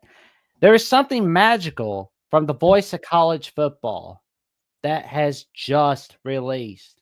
It is the voice of college football website from Mark Rogers, TJ, Cliff Richardson, and friends, creating all that magic on the voice of college football. There's the list of shows, the directory, including the magic that Justin and Brian are creating on Cornhuskers Live every Tuesday nights, right here on Nebraska at the Voice of College Football, and the new Cornhuskers Live show Thursday nights, 6 p.m. Central Time, 7 p.m. Eastern Time, where it counts. Tell your friends, family, and the Cashier's Post about the magic that Justin and Brian are creating on Nebraska at the Voice of College Football. Stay tuned. You won't want to miss it. Let's get him to 7,000 subs. Jackson Johnson. He should be like commercial guy, like for everybody. Is he still here? I don't think. Did he? I was about to say. I had a little cough. He was like, "That's it. See y'all later." All right, the pick is in for Jacksonville. Let's see if it's going to be exactly who we think it is. Bill Carter, you watch. That would be. I don't want that. No, I don't want Abdul Carter on the Jaguars. All right, let's see what it is. Hey, on the Bryce side, maybe if Abdul Carter winds up getting beat by the Texans, which they're the Jaguars. Maybe he'll be welcomed in with a Burt Kreischer cameo. Oh God, Burt Kreischer's the worst. Don't get me started on him. Don't get me started on him, Jackson. How do you feel? What do you think, Genty? Do you think Genty's going to go top 10? Where'd my camera go? I'm thinking he's gonna be like top 15. Top 15? Yeah. Yeah, the mock I saw earlier had him going 5, and then one had him 11 to the Bears. Yeah. So I'm trying to figure out what's going on with my camera, guys. Travis Hunter just went number 2. Yeah, see that. Let me pull up my banner. Oh, never mind. Well, I guess my camera, my ugly mug, dude. All sorts of whacked. Not my computer, it's StreamYard. Because I have mine connected through an actual like DSLR camera. I've had it up to here with StreamYard the last couple of weeks. Me too. All right, pick 2. Jacksonville gets Travis Hunter. So who's at pick 3? Ooh. That would be the Giants, I believe. Giants. Yes. Yep. G-Man. Projection has them getting Abdul Carter, which I think would be my pick there. Absolutely, without question. Let me get to some of these comments here. Let's see. Where were we at? Comments need to turn to phone calls. Oh, we got Jackson in here, but if anybody else wants to call him, we can add you too. Amon Green on stage at the draft. Levante David on campus today.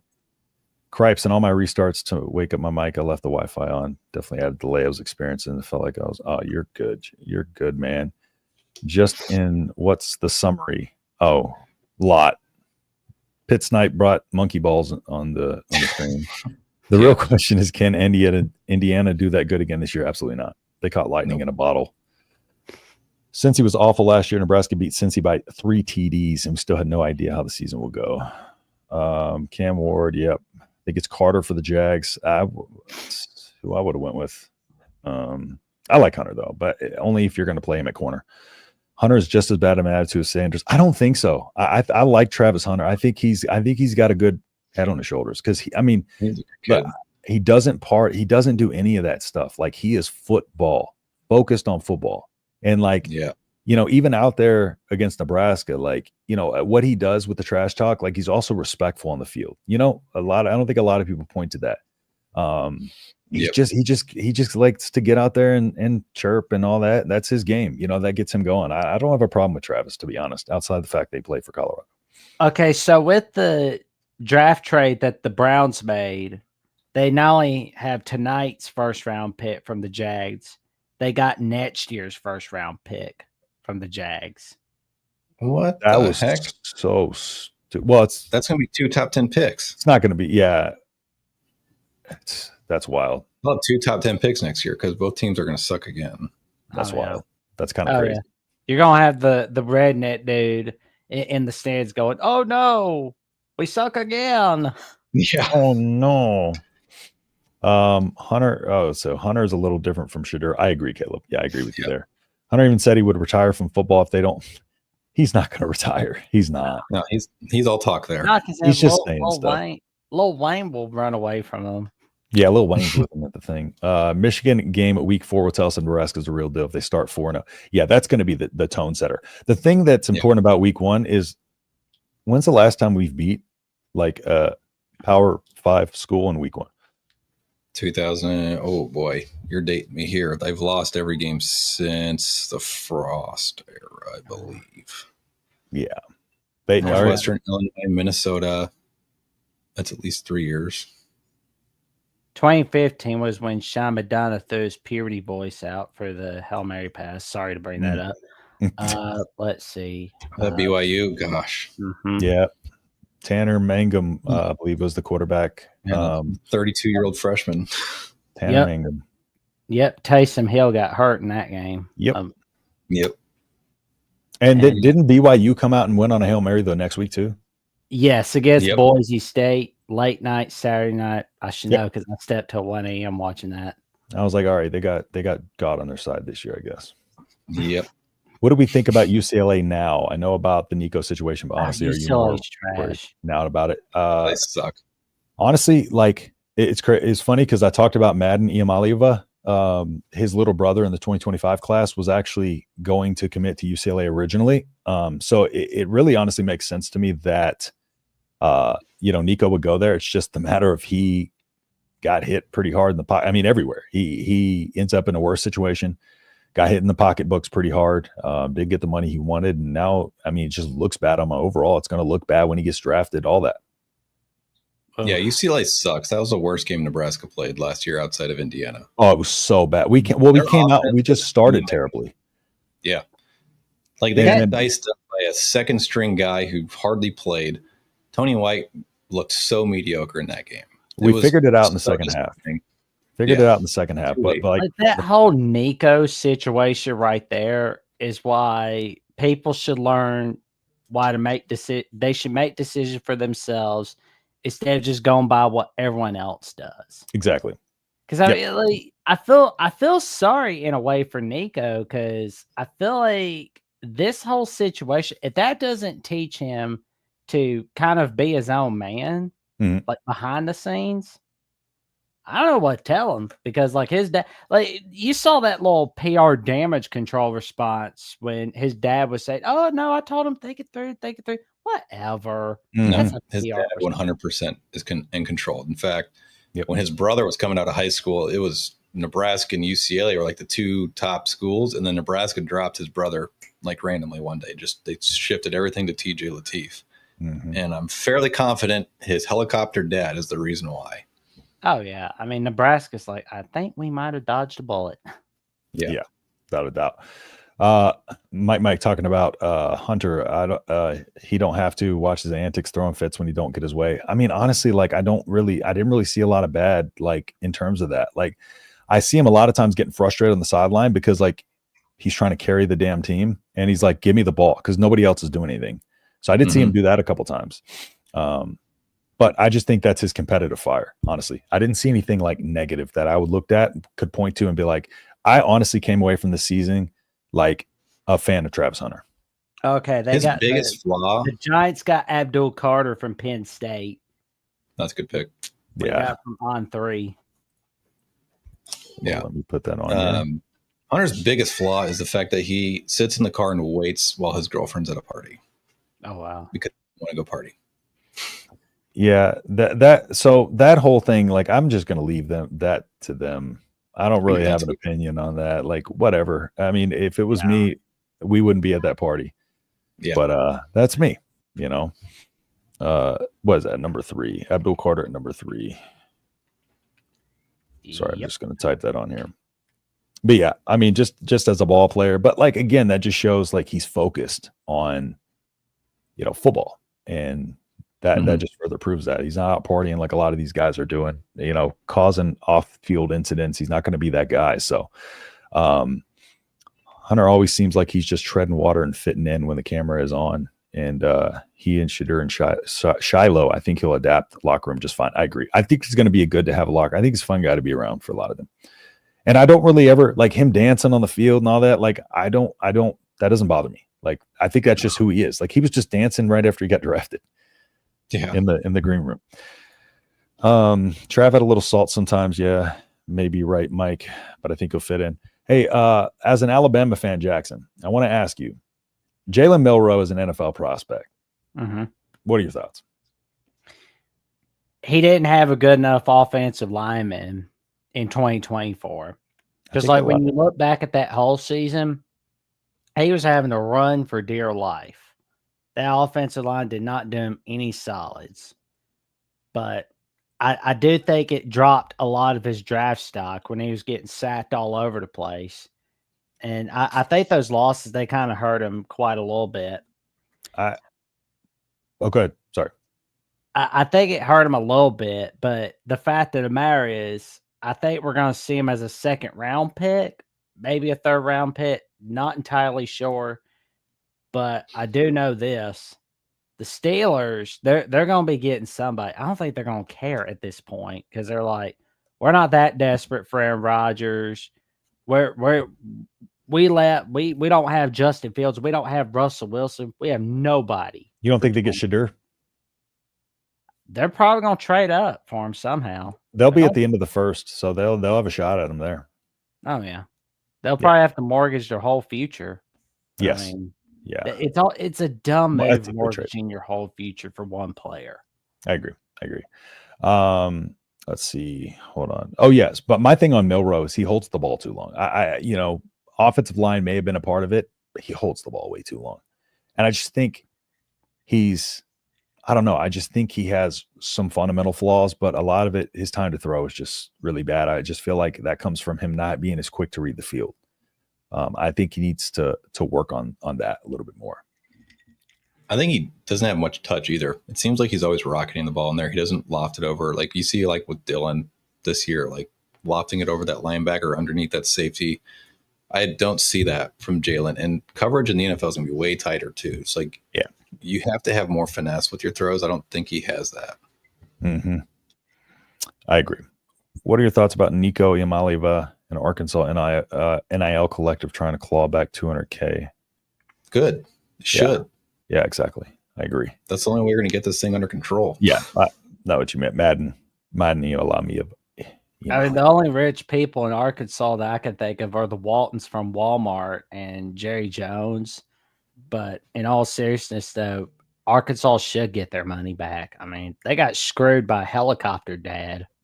Mm-hmm. Yeah, I agree. Yeah. I think it wasn't Mickey Joseph that was saying, like, if you get a player from my school, like, you owe me essentially like a fee or whatever. I think they should 100% be doing that. Mm-hmm. That kind of slows it down some. Yeah. Well, because you think like Dante Daldell goes to Kentucky for $500K if they're like, you know what, we at Kentucky need to pay Nebraska, $700K or whatever he was making. Yeah, probably not. I wonder which unsexy name the Patriots are going to get this year. They are so used to doing that. I wonder which unsexy name they're going to get. The Patriots will get this year. Oh yeah. Braves. Patriots will pick the most boring player they can get. That's what will happen. Is Dion not at the draft? I'm sure we'll know soon enough because I think if he is, Shedeur, as soon as Shedeur gets drafted, camera will probably find him or he'll find the camera. Adam Carricker says they're talking about Shedeur, talking more about Shedeur than Cam Ward. Of course, not surprising me at all. Yes, Bree, they should pay compensation like Roller. But Jackson, I'm with you. Cam Ward, I would not have selected Cam Ward overall just because if he quit at halftime. I don't like Cam Ward either because of that. Yeah. I don't. Kid's a freak. Oh, yeah. I mean, like, don't get me wrong. Like, I did like what he did at Washington State and what he was doing at Incarnate Ward. And he did all right at Miami, but it's just that walking off at halftime is just that just leaves a bad taste in my mouth for me. It's not a guy I want to lead my team, dude. Honestly, no. I would have been, listen, if he would have just opted out, I would have been okay, right? Cool with that. But don't decide, just stick with your decision, right? Don't quit on your teammates. It's not a leader, and you need your quarterback to be the leader. Yeah. And I think it was Mario Cristobal came out afterwards and was like, yeah, that was the plan the whole time. But then why didn't you say that? Yeah. Then come you out. Waited days or weeks later. Why not say that? Covering. Yeah, he was covering his ass. I'm going to be right back. Y'all can chat. Will Campbell. Use the restroom. Here we go. Will Campbell is the Nets pick for the New England Patriots. That's who they selected? Yep. Interesting. Gotta get those O-linemen. Yeah. Mass kicks ass is my saying. You can never have enough big physical offense or defensive linemen.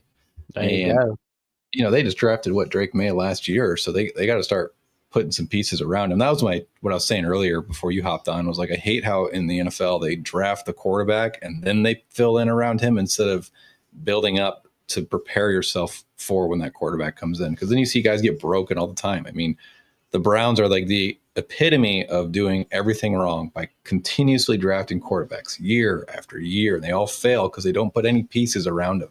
Drives me nuts. It's just horrible. Like the Browns, my God, like the way they treated Baker Mayfield was terrible. You don't trade the guy that got you your first playoff win since the 90s. Like that's now look what he's doing in Tampa. I mean, for Baker's what? You traded you pissed away your whole future for a guy that's doing God knows what in the back room.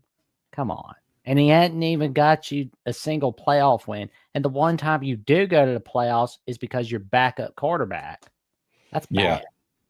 Yeah. Baker is one of those guys who makes up for what he lacks in physical attributes and talent with just pure competitiveness. Oh, yeah. That's the type of player you want leading your team. Yeah, Exactly. very gritty player. Yep. Let's see here. Who's next up on the draft? So we had Patriots just now. Oh yeah, the Browns. So what? All right, so who do we think are going here?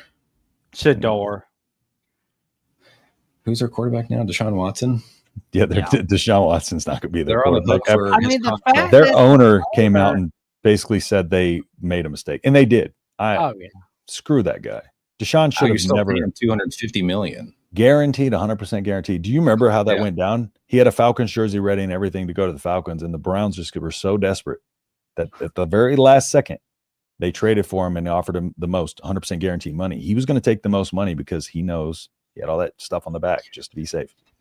How much time does he have left on that contract? Good question. But he really helped the Texans get better. That trade helped the Texans get better. He's got this year. He's got this year. He'll be out. Let's see.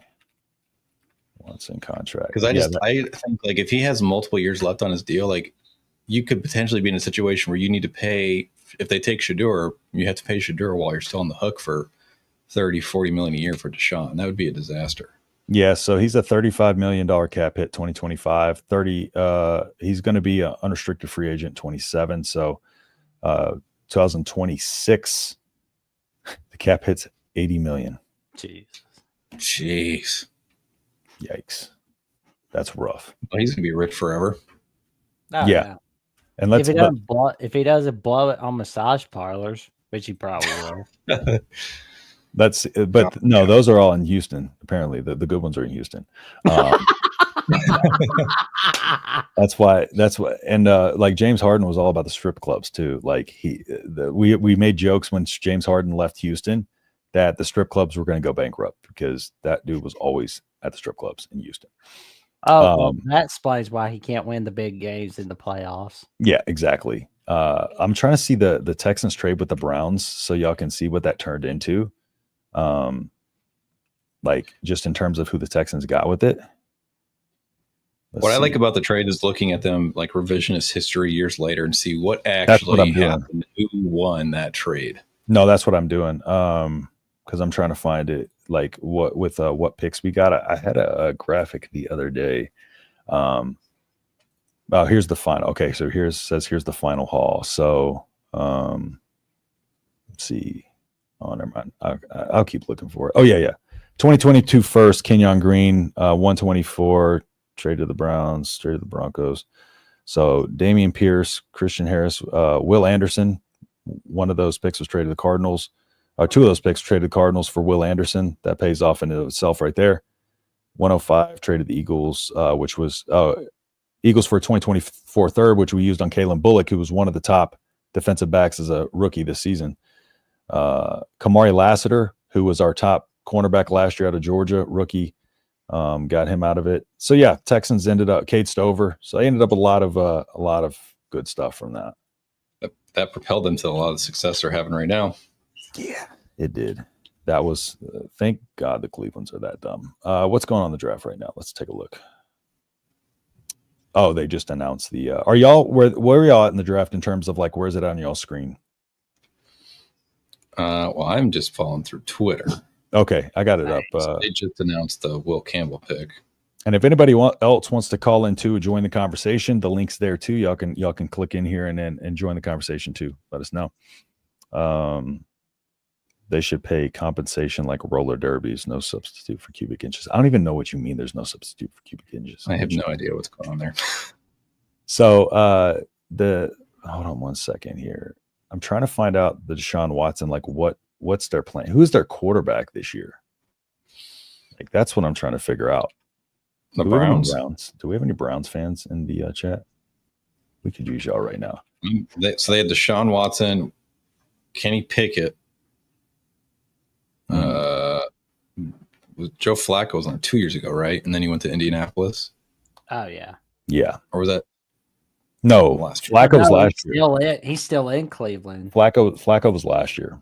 Jeez. So they got So they had Deshaun Watson, Joe Flacco, and Kenny Pickett.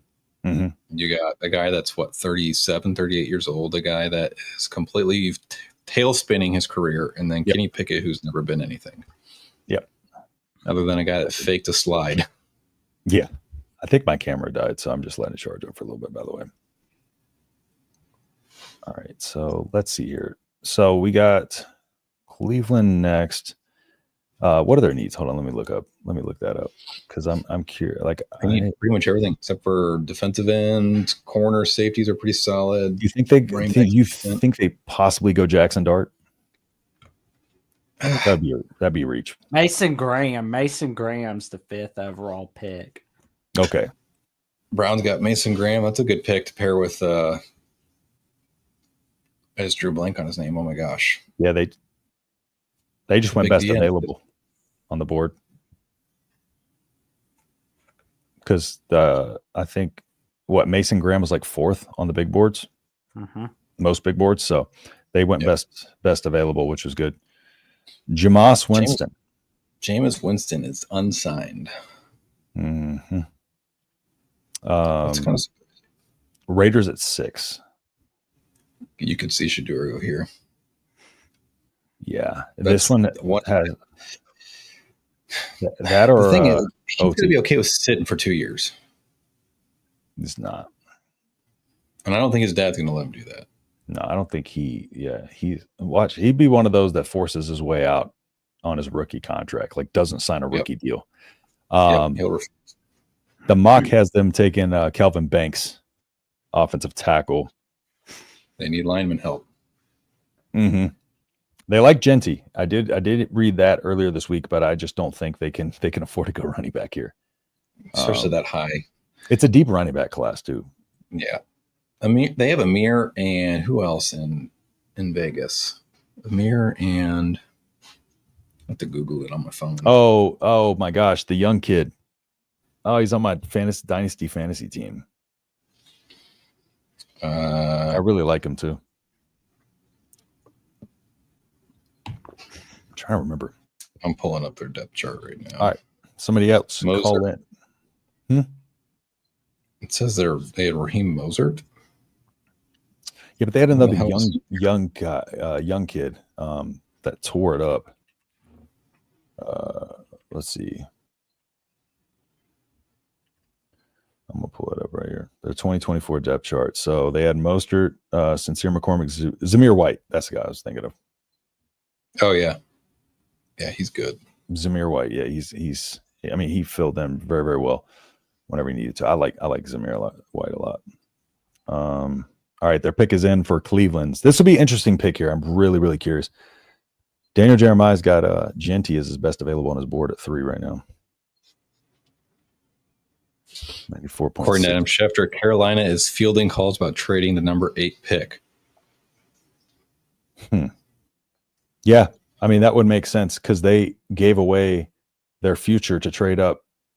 They trade Chicago to go get old little bitty Bryce. All right. Did you already say who they picked? Mason Graham. Yeah. I was right. Mason Graham. I think. Mm-hmm. Yeah, Mason Graham's going to. Yeah, Raiders might get Kelvin Banks. I think they should. No way they go Genty. You watch, they will. I'm trying to prepare mentally for that. I have a coworker who's a big Raiders fan, and every time he's just like, I don't know what they're doing. That snipes that poor kid. Dolph Cleveland says the Raiders are getting Ashton Genty to go to the Raiders. Literally just said, it's crazy dog. They need a line. All right. Well, I mean, that's fine. Yeah. Somebody's getting a good offensive tackle. Moment of silence for Nathan. Everybody, 5 seconds. All right, cool. Okay. Never to be heard from again. Winston, let's see, Jameis, because I was curious what Justin was talking about.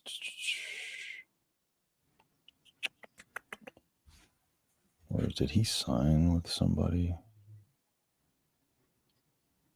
Oh, Giants. Did he sign with the Giants? Who? Giants. Jameis. Yep. I thought he was undrafted or unsigned still. No. Jameis is with the Giants, and so is. Oh, he did, yeah. I remember Wilson, yeah. Mm-hmm. But I forgot that he signed with the Giants. Yeah, it was Russell Wilson and Jameis Winston for the Giants, and Justin Fields is a Jet. Yeah, I remember the Fields one for sure. I remember Russell Wilson. I don't see anything good happening for Justin Fields in 2025. Justin Fields was such a good quarterback coming in the NFL. He just went to the worst possible place and they ruined him. Chicago they had Justin Fields, Mitch Trubisky, and Caleb Williams. They drafted those guys with their first pick. And then the next year, for all three of them, they fired the head coach. Mm-hmm. Like, how do you have any development when you're cycling like that? And their VP or president of operations is Kevin Warren, the old Big Ten commissioner, who was a disaster as the Big Ten commissioner. I hated him. We all did. Oh, hell. That guy sucks. In the 50s, they treated George Blanda horribly. Like, that's bad when you have to go that far. Yeah. There's a little bit of echo. Brian, can you pop out and back in? Yep. Welcome to our StreamYard issues. Yeah. We're replacing you, Jackson. Chicago's a hot mess always. That is a fact. That is a fact. Chicago is just, and look who they drafted. I mean, all right, Jackson, what's your thoughts on old Caleb Williams? Kevin Williams for the Bears. Gonna wait and see. Caleb Williams, yep. Yeah, I mean, I hope Caleb Williams does well, but if he doesn't, it's same story with Justin Fields. He didn't have enough weapons around him. Yeah. Not a good enough O-line. Not good management as well. Mm-hmm. Yeah. No, I just don't think he's that good. My camera keeps dying, dude. I just don't think he's that good. I thought like he was. I don't know why he got so hyped in college. Am I crazy? Who was that? Caleb Williams. No, he sucks. Yeah, I've been calling him bust for years. I never understood the Caleb Williams hype. That dude has 4 and 5 stars all over the field at USC, and they went 7 and 5. Yeah, so you're like me. You're like, why is everybody in love with this guy?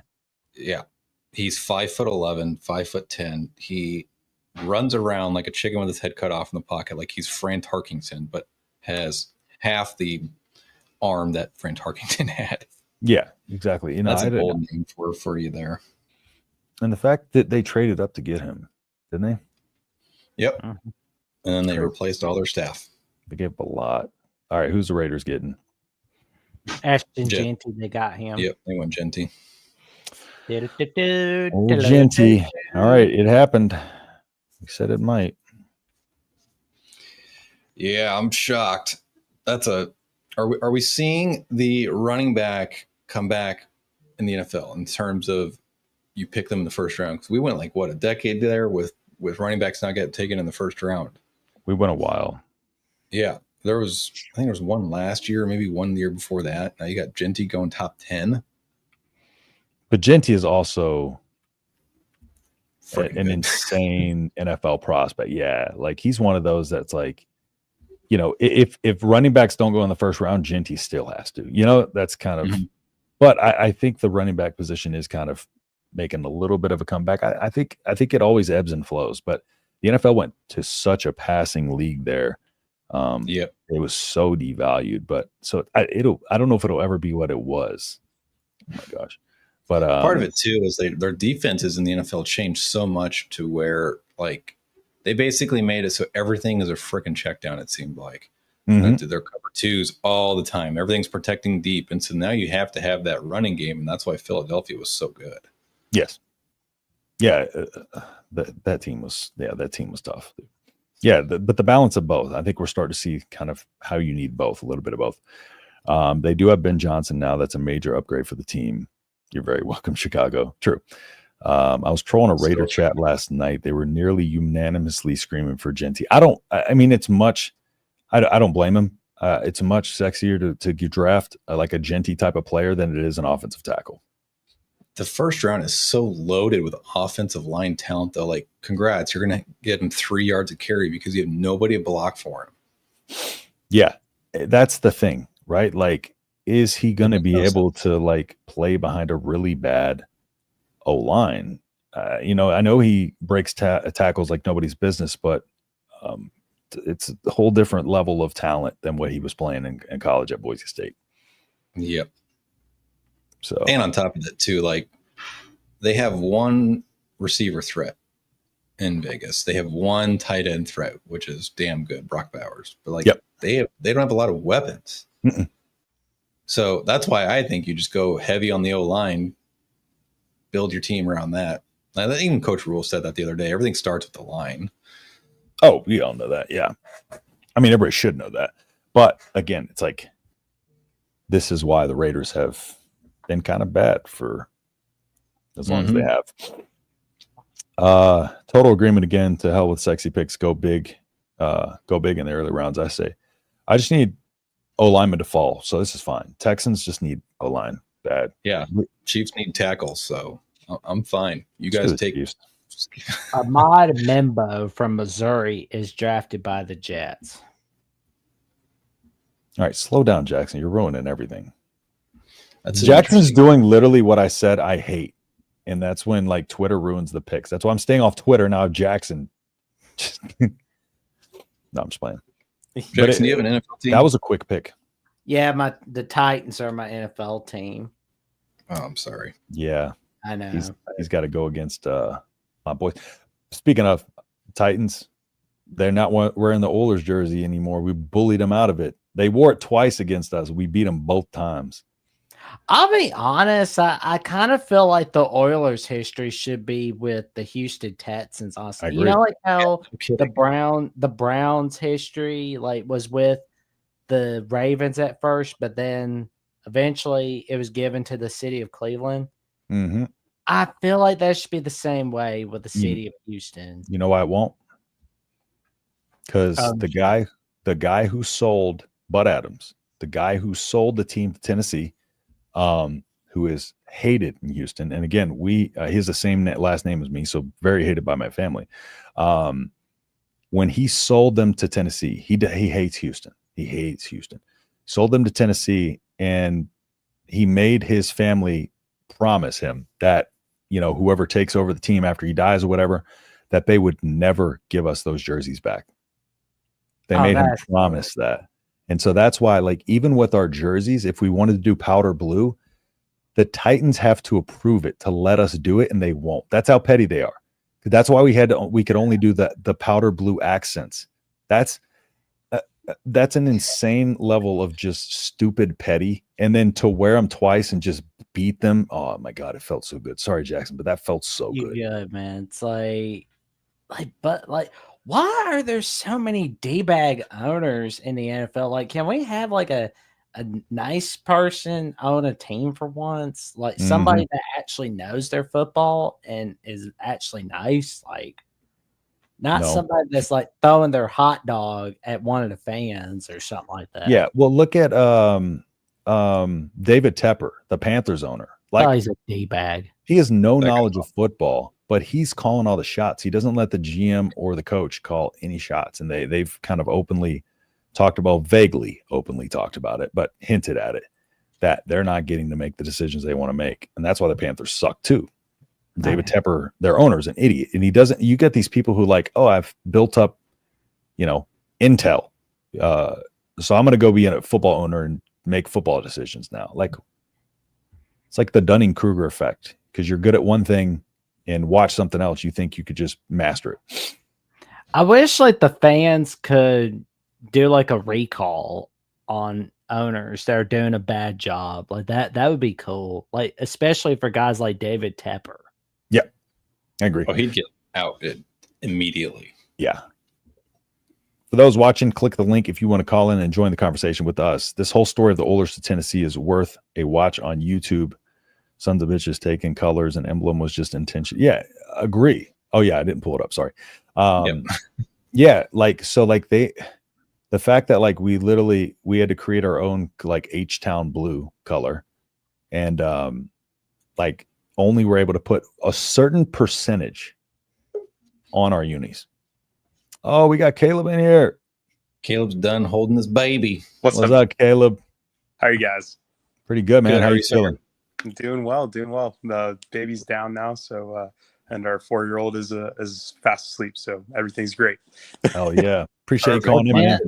Gents, I'm gonna get off here and get prepared for the Alabama show. But in the meantime, y'all have an awesome night, awesome draft night, and tell everybody about the magic that Justin and Brian are creating on the Nebraska Call-In Show and on Cornhuskers Live Tuesday nights and Thursday nights, 6 p.m. Central Time, 7 p.m. Eastern Time on Nebraska at the Voice of College Football. Stay tuned.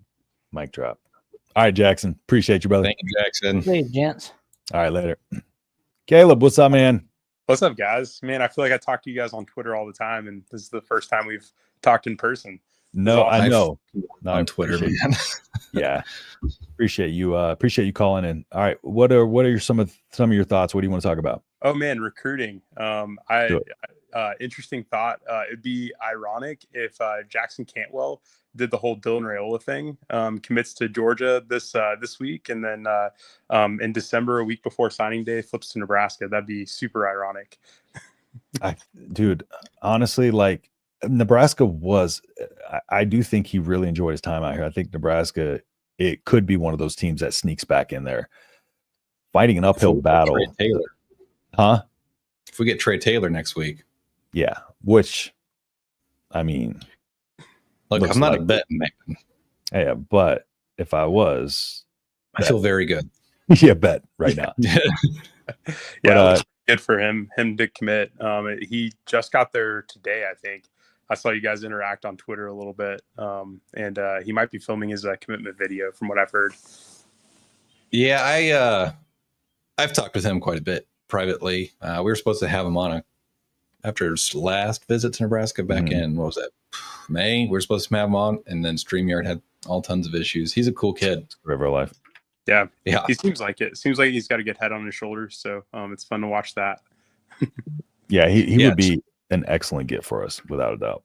Yeah. Yeah. Trey is like what Dylan Raiola was for this class of 2027, I think. Mm-hmm. I think Rivals has him as 11th overall on 3. I'd have to pull it up, but he's got to be, once they redo their rankings for that class, he'll probably be a top 50 overall player, borderline 5-star. They may drop him a little bit because they seem to do that all the time when Nebraska gets really high-end players. It's like, that's not even a conspiracy theory at this point. Yeah. Like, they always do that, and I don't get it, but. Which is whatever. I mean, it's probably also a reason Fedoni didn't end up being a 5-star in that cycle.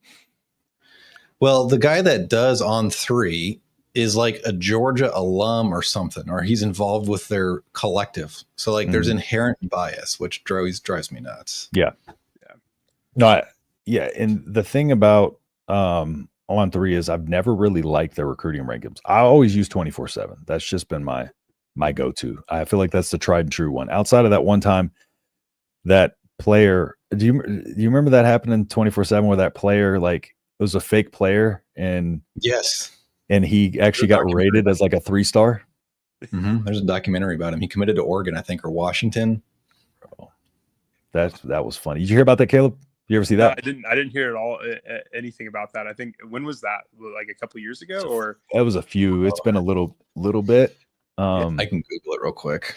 Yeah, but he basically created his he had a player profile and everything, and yeah, I want to see the mechanism how it went down. But yeah, he ended up getting like rated as a 3-star. Like it was wild, and that kind of tightened them up 24/7. So they've gotten better since, and I think that's why, like, I feel like On 3 is still kind of new to this, you know. Yeah. And the guy that invented On 3 is the guy that invented Rivals and 247, I believe. He's just out here making different recruiting rankings and moving on, making rivals. He's just out here making them all rivals with each other and then just dipping. Yeah, they did. I mean, On 3 got Steve Whip, or the guy that makes all the picks, basically knows all the bomb. Yeah. Oh yeah. Yeah. Yeah. What Fong? Yeah, they paid him real good money to come over from 24/7, from what I saw. And then 24/7 to me is the best recruiting site and most on point from what I've seen. That's what I used. Yeah. Did you know the Fong Bung name came from Nebraska fans? Did it? That's wild. Yeah, many years ago, he posted like a prediction for Nebraska, and someone just went and like, "Hey, it's a Fong bomb," and then it caught on. It's wild. That's funny. No, I'm not surprised. Have you guys seen the fake accounts, the fake On3 accounts, and the No 3? Yeah, the No 3. Yeah. Account. Yeah, because that was funny because I was gonna nuts at On3. Yeah. Oh yeah, because something happened with that. Where On3 did On3 come out and say something or something happened? Yeah, they sued him, I think, didn't they? That's crazy. Yeah, they got lawyers involved and sent him a cease and desist. That's what it was, a cease and desist. Nope, not gonna happen. So that's wild. The guy that created On3, I forget his name, but he's been like kind of sassy on Twitter lately, especially with that Nico news. Like he came out and he defended Pete Nako's real big, but then he said some other stuff in like private chats or whatever that I saw, and I was like, this dude is kind of a loose cannon. Man, what's going to happen if Arkansas is able to get their money back? I mean, that just creates a whole new level of complexity within an NIL. Yeah, I mean that'd be insane. I'd love to see that because Caden Proctor did the same thing a couple years ago when he transferred from Alabama to Iowa for the spring and then transferred right back. And I believe he took $100K with him. Yeah, I think they have every right to collect that money. Yeah, 100%. They do. That's crazy to me. Yeah. But I think like you have like at some point they're gonna have to start regulating this substantially. Like you're gonna get a collective bargaining agreement. You're gonna get a that's what I talked about in the show a couple of weeks ago. There's going to be a players association bargaining agreement, something like that. I think you need to also get agents, like literal, like Drew Rosenhaus, who represents Jackson Cantwell, which we talked about that earlier today on Twitter. But like you have to have a certified agent who's taken the bar and all that stuff because this is ridiculous. My counter to that is this: right now, where that situation gets a little hairy because if you have an agent. Like as soon as you hire an agent, you can't go play college football again. Like if you're entering the draft for your junior season, as soon as you hire an agent, you can't go back to school. Yeah, but like now, like they are like representing high school kids. No, well, but what I'm saying is they can't hire an agent right now. They can't. Oh yeah, you're saying like they shouldn't be able to? No, they cannot hire an agent right now. I'm pretty sure they have agents at this point in time. Yeah, agents. They're not. Agents are getting 15% cut on their on the money. But there's a loophole in the system because technically they're not supposed to be able to hire, quote unquote, hire an agent and be able to come back to school. That's been a rule. That's why like when players get an agent, it's typically like they're out. You know for sure they're out. Panthers, Shedeur McMillan, not actually surprised by that one at all. Yeah, it'll be interesting to see what how he does because I've heard some reports that he basically stopped practicing this last year, at least trying hard to practice. So we'll see what happens with him at Carolina. But I like him as like the number 3 pick in Dynasty this year on rookie drafts. I think I like Amari and Hampton at number 2 at this point, especially with probably where he's going to go, and then obviously Genty at 1. I agree. So see what happens with the rest of the field. But I've got the 10th pick right now in our fantasy sleeper draft. Finally, another dynasty. People who are playing redraft and every year don't know what they're missing out on with dynasty, but it is an all year-round commitment. It is wild. And like, we've got some people in our league that's like that they're paying attention all year long. Other people just like tune out as soon as the NFL season ends. And if they're not in the playoffs or whatnot. So I try to get all the trades in. Like last year I got, I think I got Chase Brown for a 3rd rounder in the rookie draft. And nice. Man, that was excellent pickup. And then I think I got Kenneth Walker as well for like a 2nd round. Nice. Yeah. So my running back room is loaded right now. I've got Chase Brown, James Cook, Kenneth Walker. I got Cook too. Yeah, and then I think one more guy. I've got Jonathan Brooks as well, but nice. We'll see what happens with him. Solid. That's solid. Yeah. Justin here says they are signing contract with the collectives. Okay, so that's what they're doing. So not with the players, with the collectives. So that's different. That's what I'm saying. to the contract. They don't tie you to the contract. It's essentially useless. But what I'm saying is they're not the player's agent. They're not representing the players are still not hiring agents. They can't. It's against the rules. That's interesting. Pit Snipe, kick rocks, buddy. Pit Snipe's got to be trolling with that one. This is the go-to recruiting. Shots fired. I don't care. Hence the 40 dots in LOL. The what? The 40 dots after that in the LOL. Yeah, I know. Yeah. I know. Man. Who's next? Hold on. Let me look at who's next. We got the Panthers, then the Saints. They got Saints going with Michael Williams. That makes more sense. I've seen some where they pick a quarterback, but I just don't see them picking a quarterback in the first round this year. It doesn't make sense, especially with the talent this year. I don't either. I think ultimately, I think Shedeur is okay. I think he's got a good talent. He's good talent, but he doesn't like to throw away the ball, which can be a problem, especially when you get to the NFL. You're going to get hit so much. And speaking of, can I read something when you're done? Yeah, go for it. This is a Coach Prime tweet from May 1st of last year. Folks don't hate you because they really don't know you. They admire you in a negative way. They realize they can't be you, think like you, talk like you, walk in your shoes, etc. And someone responded, tell your son to stop acting like he the coldest out there and put up a 4-8 season.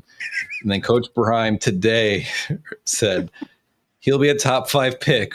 Where your son going? And then Coach BA quoted it and said he will. I love that. Savage. Old BA. He is the man. Yeah, he's awesome. Yeah, I think Shedeur would be.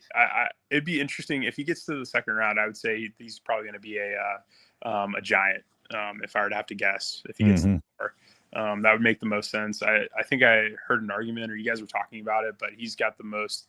I think he's got the best personality to handle New York out of anybody in the quarterback class.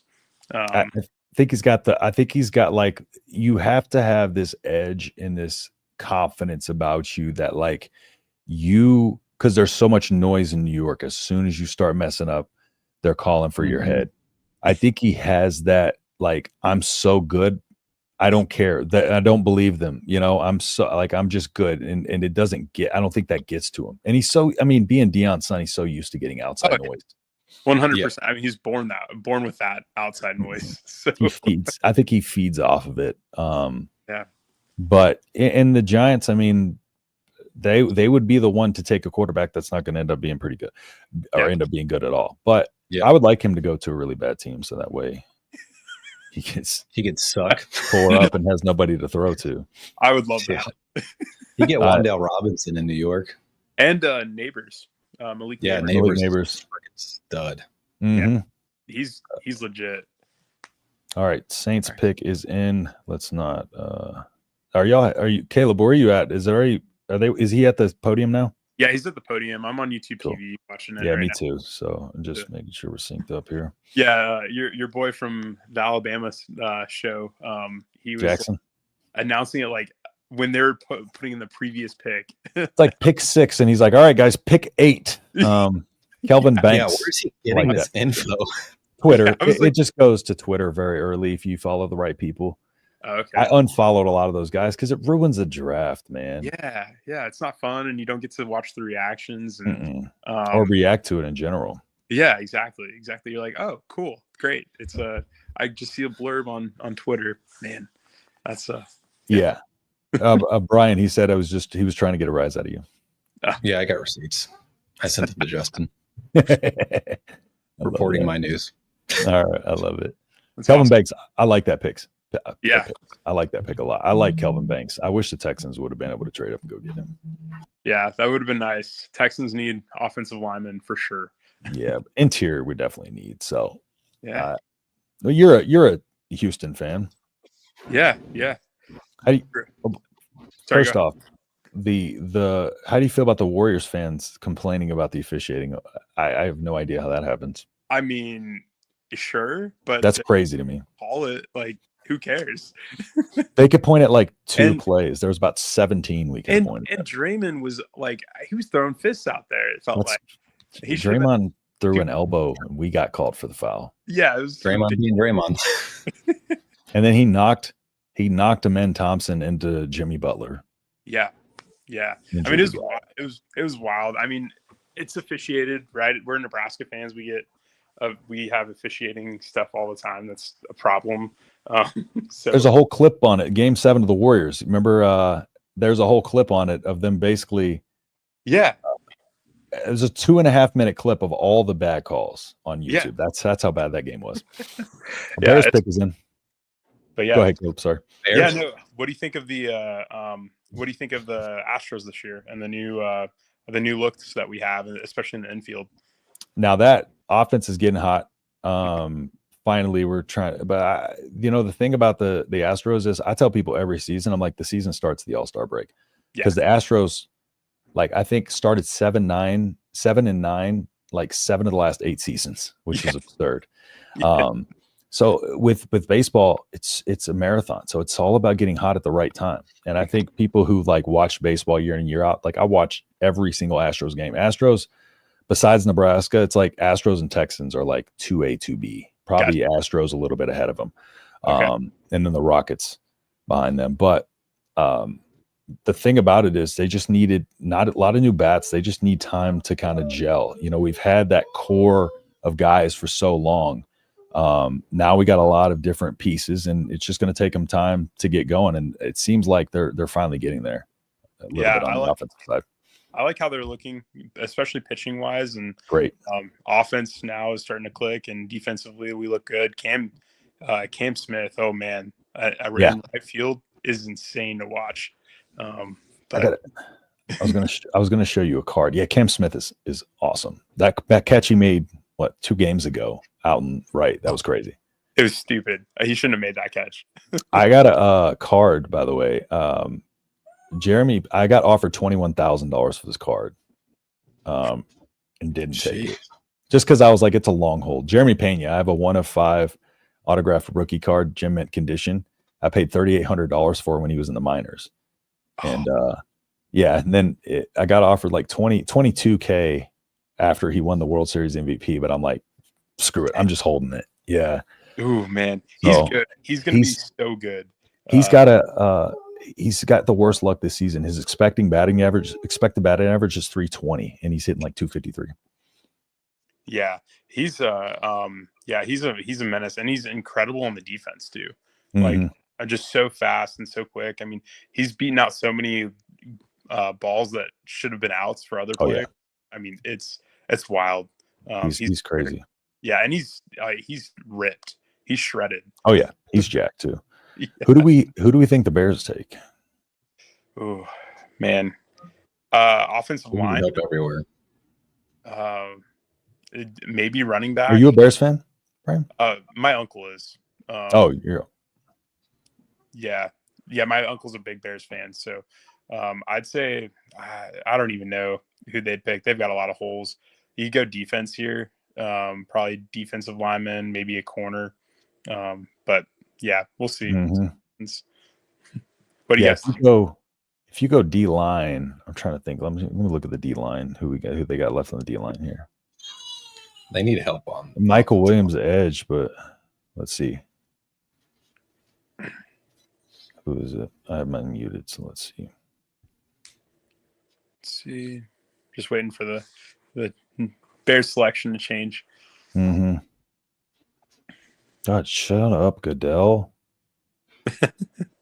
Oh, never mind. They're doing like a tribute. You're like, shut up. And it's my bad. Memory. Nobody clip that. Yeah. Michael Williams at edge. Mason Graham. That would make a lot of sense. Yeah. I'm actually surprised Shamar Stewart is projected to go as quickly as he as they have him right now in most mock drafts. I think they have him late first round. Yeah. And at one point after the combine, I think they were talking about him as like a top 5 pick. Interesting. That's crazy.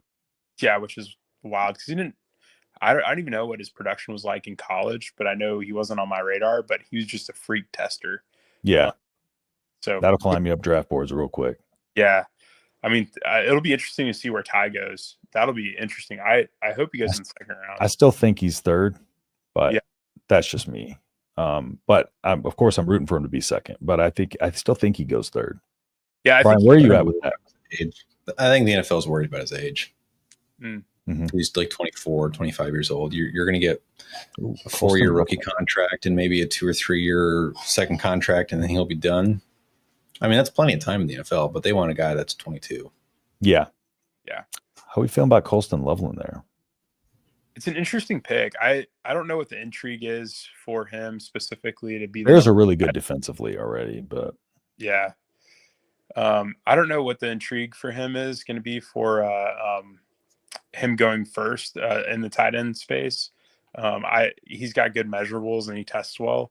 Yeah, but I like my opinion, the best one more. Yeah, I feel like the Bears needed O-line and couldn't use an edge rusher. But they loaded up in the free agency on O-line, but like they got a lot of guys that got 2 or 3 years left on their tires. Like you need some guys to get ready to replace them in 2 or 3 years. Yeah, exactly. Get a bunch of guys that are on rookie deals at one point. Exactly. So we got, let's see. But it is our old buddy Kevin Warren, Big Ten commish, running the team. Yeah, fuck that guy. Caleb, where were you at with can't remember Shedeur? Do you think he goes first round? No, I think he could go at 21. If he doesn't go at 21, he's definitely dropping into the second round. I think it would be beneficial for him to go second round. Because he could get with the Giants, which I think would be the best fit for him. And I also don't think, again, I think he's got all the talent in the world, but I don't see him being a character guy that's going to hold your locker room together. I think it's going to be more of a locker room cancer. I just know, like, he's only played for his dad. So there's a lot of protection that comes with that. So like, there's limited, like if you're a kid on the team and you have a bad experience with him, you can't really speak out about it because his dad's the coach. And so not saying that Prime would do that from his and damage his character that way, but he would. Yeah. He would. If you can think of any way Deion's going to damage somebody's character, he was going to do it. Oh yeah. Yep. Yeah. But Deion forgets he has a second son and third son. Yeah. Oh yeah. He ranks him. And I think Shedeur Sanders is way overrated. I would. Oh my god! If he gets drafted, he'll get. There's no way drafted. He'll get a deal somewhere, an undrafted free agent deal. But I don't think anybody can draft him even in the 6th round and take a chance on him. I just don't think it makes sense. I'm with you on that. All right, we got the 49ers picking. The mock had them taking Mason Graham. Is he D-line? Yes, I love Mason Graham, dude. Okay. Where did he go? What school? No, I thought he already got drafted, or am I thinking of somebody else? Oh, did he? He might have gotten drafted. Yeah, I think he got drafted already. He went to he went to Cleveland. Oh, that's right. I forgot about that. I forgot they switch spots. Yeah. Okay, cool. Because I was like, if he's still on the board, somebody's got to freaking go get him. So who's still there? Ty Robinson right here. Huh? Ty Robinson right here. Yeah, right. That'd be the dream, man. So we got defensive line wise. They got Michael Williams to the edge still.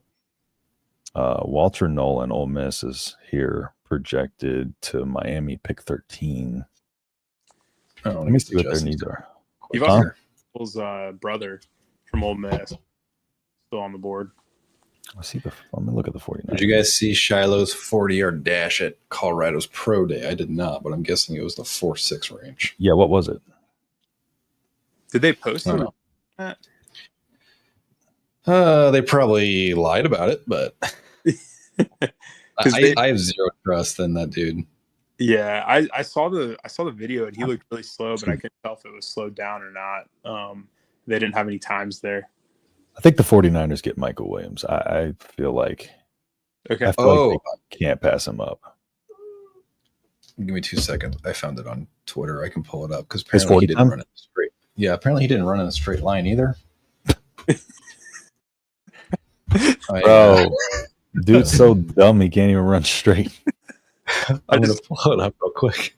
I just love the clip of Dowdell just demolishing him and breaking his. Oh my god, that was beautiful. But and Dowdell could have went around him, but he was just like, nah, that's not He's happening. like, no, I'm gonna run this dude over. But and quit the next play, Travis Hunter decided to make a business decision and not even. Yeah, he backed away. Smart. That's why he's going to be in the league. Yeah, he knows his ego won't let him get hurt. Yeah. Do you think Hunter goes both ways for the Jags or no? I don't think he can. Yeah, I think the Jags might be stupid enough. I think the Jags might be stupid enough to do it. But I would listen. If you draft a guy second overall, you got to protect him and protect his longevity, and that ain't going to do it. No, I mean, if he plays both ways, he's not going to last more than a couple years. Not past his rookie deal. No, he's going to be, whether he takes the best care of his body or not, he's still going to be riddled with so many injuries and just be in so much pain all the time. You can take care of your body all you want. There's some things that just like you look at his stature and you take care of your body all you want, but if you're small and you're getting beat up by big dudes for 100 snaps a game, 300 pounders, like your body doesn't matter. Your body is what it is. It ain't gonna hold up to that. Yeah, I mean, what was it like? LeBron said he spends like $2 million a year on his body. Yeah, but he plays in the NBA and he's like 240. You got 188 freaking Hunter playing football out here. Yeah.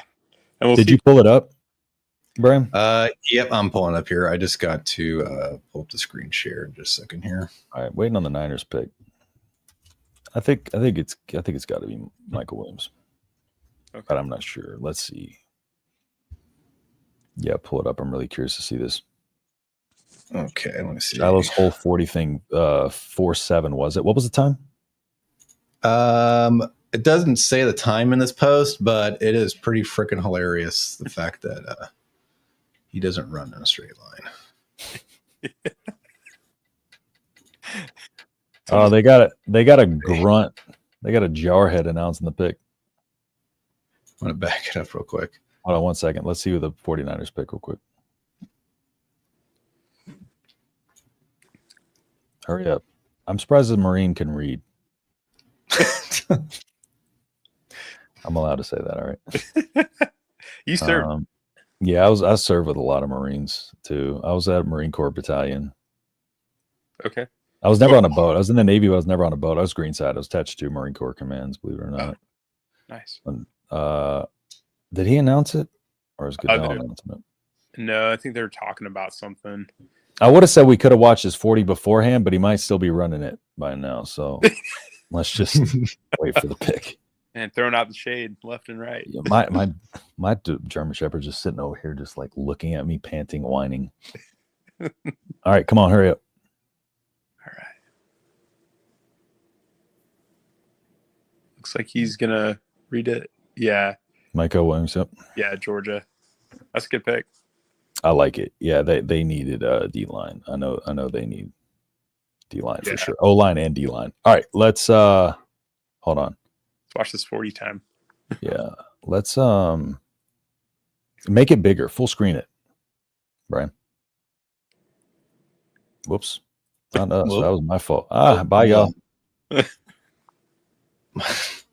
Screwing up here. Uno momento. There you go. Full screen it. All right. Ready? Yeah, full screen it. There we go.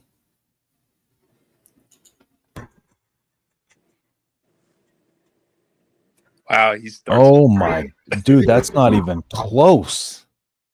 Okay, he ran 3 yards right of the line. Yeah, you can kind of tell where he crosses the line here. I'm gonna mute this too. I don't know if that's playing over the air or not. I don't think so. Yeah. So that's like where he stops. We're 7 seconds into the video.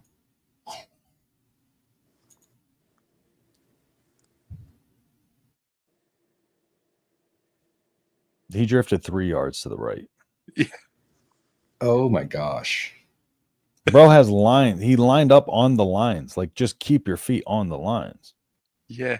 That's all you got to do. It's not like he wasn't like lined up on anything and then ran a little crooked. Yeah. Yeah. Not at all. That's terrible. That's terrible. There's a clear line there. That is terrible. All right. Let me see here. Who's next up? Dallas. You want to throw that link back in the chat for whoever wants to join the conversation? Join the conversation. Yeah, we're going to keep going as long as y'all call in. Caleb, too, just let us know when and if you want to hop off. Yeah. But, we don't mind having you on. Who do you think Dallas is going to take? Let me look at their needs real quick. They need a quarterback, but unfortunately, they're kind of tied to. I think they go wide out here. Let's see. So they need O-line, running back, and D-line. For looking at the board, well, in that case, they're probably going O-line, I would think, because they need O-line help. There's been 2 O tackles. Yeah, so let's see. Who would be the next? Mimbo went. Let's see, so who would be the next player? Tyler Booker, maybe? Could they go? But Tyler Booker's projected to go 24th, but it's the only one I can think of, Tyler Booker. Oh, yeah. Oh, it's Tyler Booker. Okay. Yeah, good call. Yeah. I was just like, that had to, but it was a little bit of a reach, but yeah. Cowboys for you. Yeah. Welcome to Cowboys. Booker's a big old boy, though. He's a big dude. They are stuck with Dak for 3 more years. They still need a quarterback. Yeah. How stupid is that? My buddy who's Jerry Jones for you. My buddy who's a Cowboys fan, he literally switched to the Texans this season. That's how frustrated he was. He switched to the Texans. I'm like, first off, you can't do that, but I'll allow it. Yeah. All right, who's next? Let's see. We got the Cowboys, and then we got the Dolphins. Colts. Dolphin. Think here. Is it the Colts? Let me look up their needs. I've seen Colts go tight end. Colts or Dolphin? Which one is it? Dolphins, then Colts. Oh, Dolphins. Quarterback. Yeah, they need a quarterback too. They do. Cornerback and guard, D-line. So if we're looking at cornerback and guard, I think there's some good corners on the board still. So let me look at the big board here. Cornerback. Yeah, they can take Tommy Hill here. Yeah. Yeah, right. Will Johnson. Okay. Is he the top corner? Let me look at the cornerback. That's the guy from Michigan, right? Yeah. That kid's a dude. He is, even though like their defensive coordinators suck this year. So like people who are crapping on him are dumb. My wife just got home. Thank God. My dog was bothering me. So let's see. Yeah, Will Johnson's Does the top. Tommy Hill get drafted? I think so. I think he goes in the 6th, 7th round. Definitely some concerns with his weight, his injuries this past year, and then also his probably his willingness to commit to making a tackle during that USC game, which was crazy. Oh, yeah, that was a business decision. Oh, it's crazy because I mean he put 15 pounds on in the offseason to be better run stop, but he was slightly better, but it just seemed like he lost some of explosiveness. Maybe. I think him playing in the practices for the Senior Bowl or the Reese's Bowl, playing hurt, probably just spiraled him from like a 3rd, 4th round guy to, what'd you say, Caleb, 6th round? 6, 7, yeah. 6, 7, yeah. That's if he gets drafted. Yeah, but he'll. Yeah, I don't. This I agree with. Seemed like a match made in heaven. I agree with that. Yep. I agree with that. That'd have been the most toxic environment ever. Good luck winning for anybody. Yeah, Shedeur to be blaming CeeDee Lamb. Yeah, and CeeDee Lamb's. All he does is get wide open all the time. Gosh. Yeah, CeeDee Lamb's going to be over there like, I'm just going to sit out and walk out of the room. Such a monster, though. CeeDee's such a monster. He's so good. I had him on my fantasy team a couple years ago, and he won my league for me. Nice. Yeah, I traded. Oh my God. Oh, I'm trying to think. I cannot remember who was the.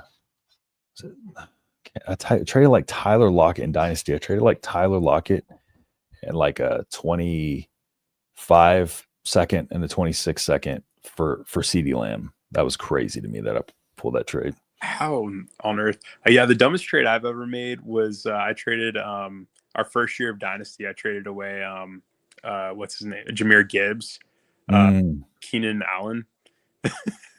I mean, Jahmyr Gibbs in hindsight, I mean, we knew Jahmyr Gibbs was going to be good, but not right off rip that good. Yeah.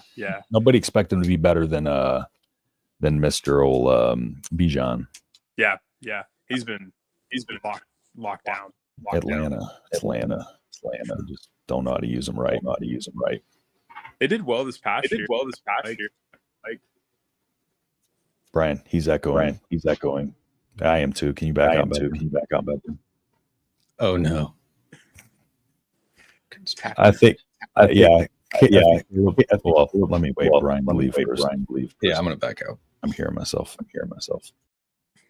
No, I think sometimes it was like that last time was you echoing. So I think you thought we were talking, but what were we saying?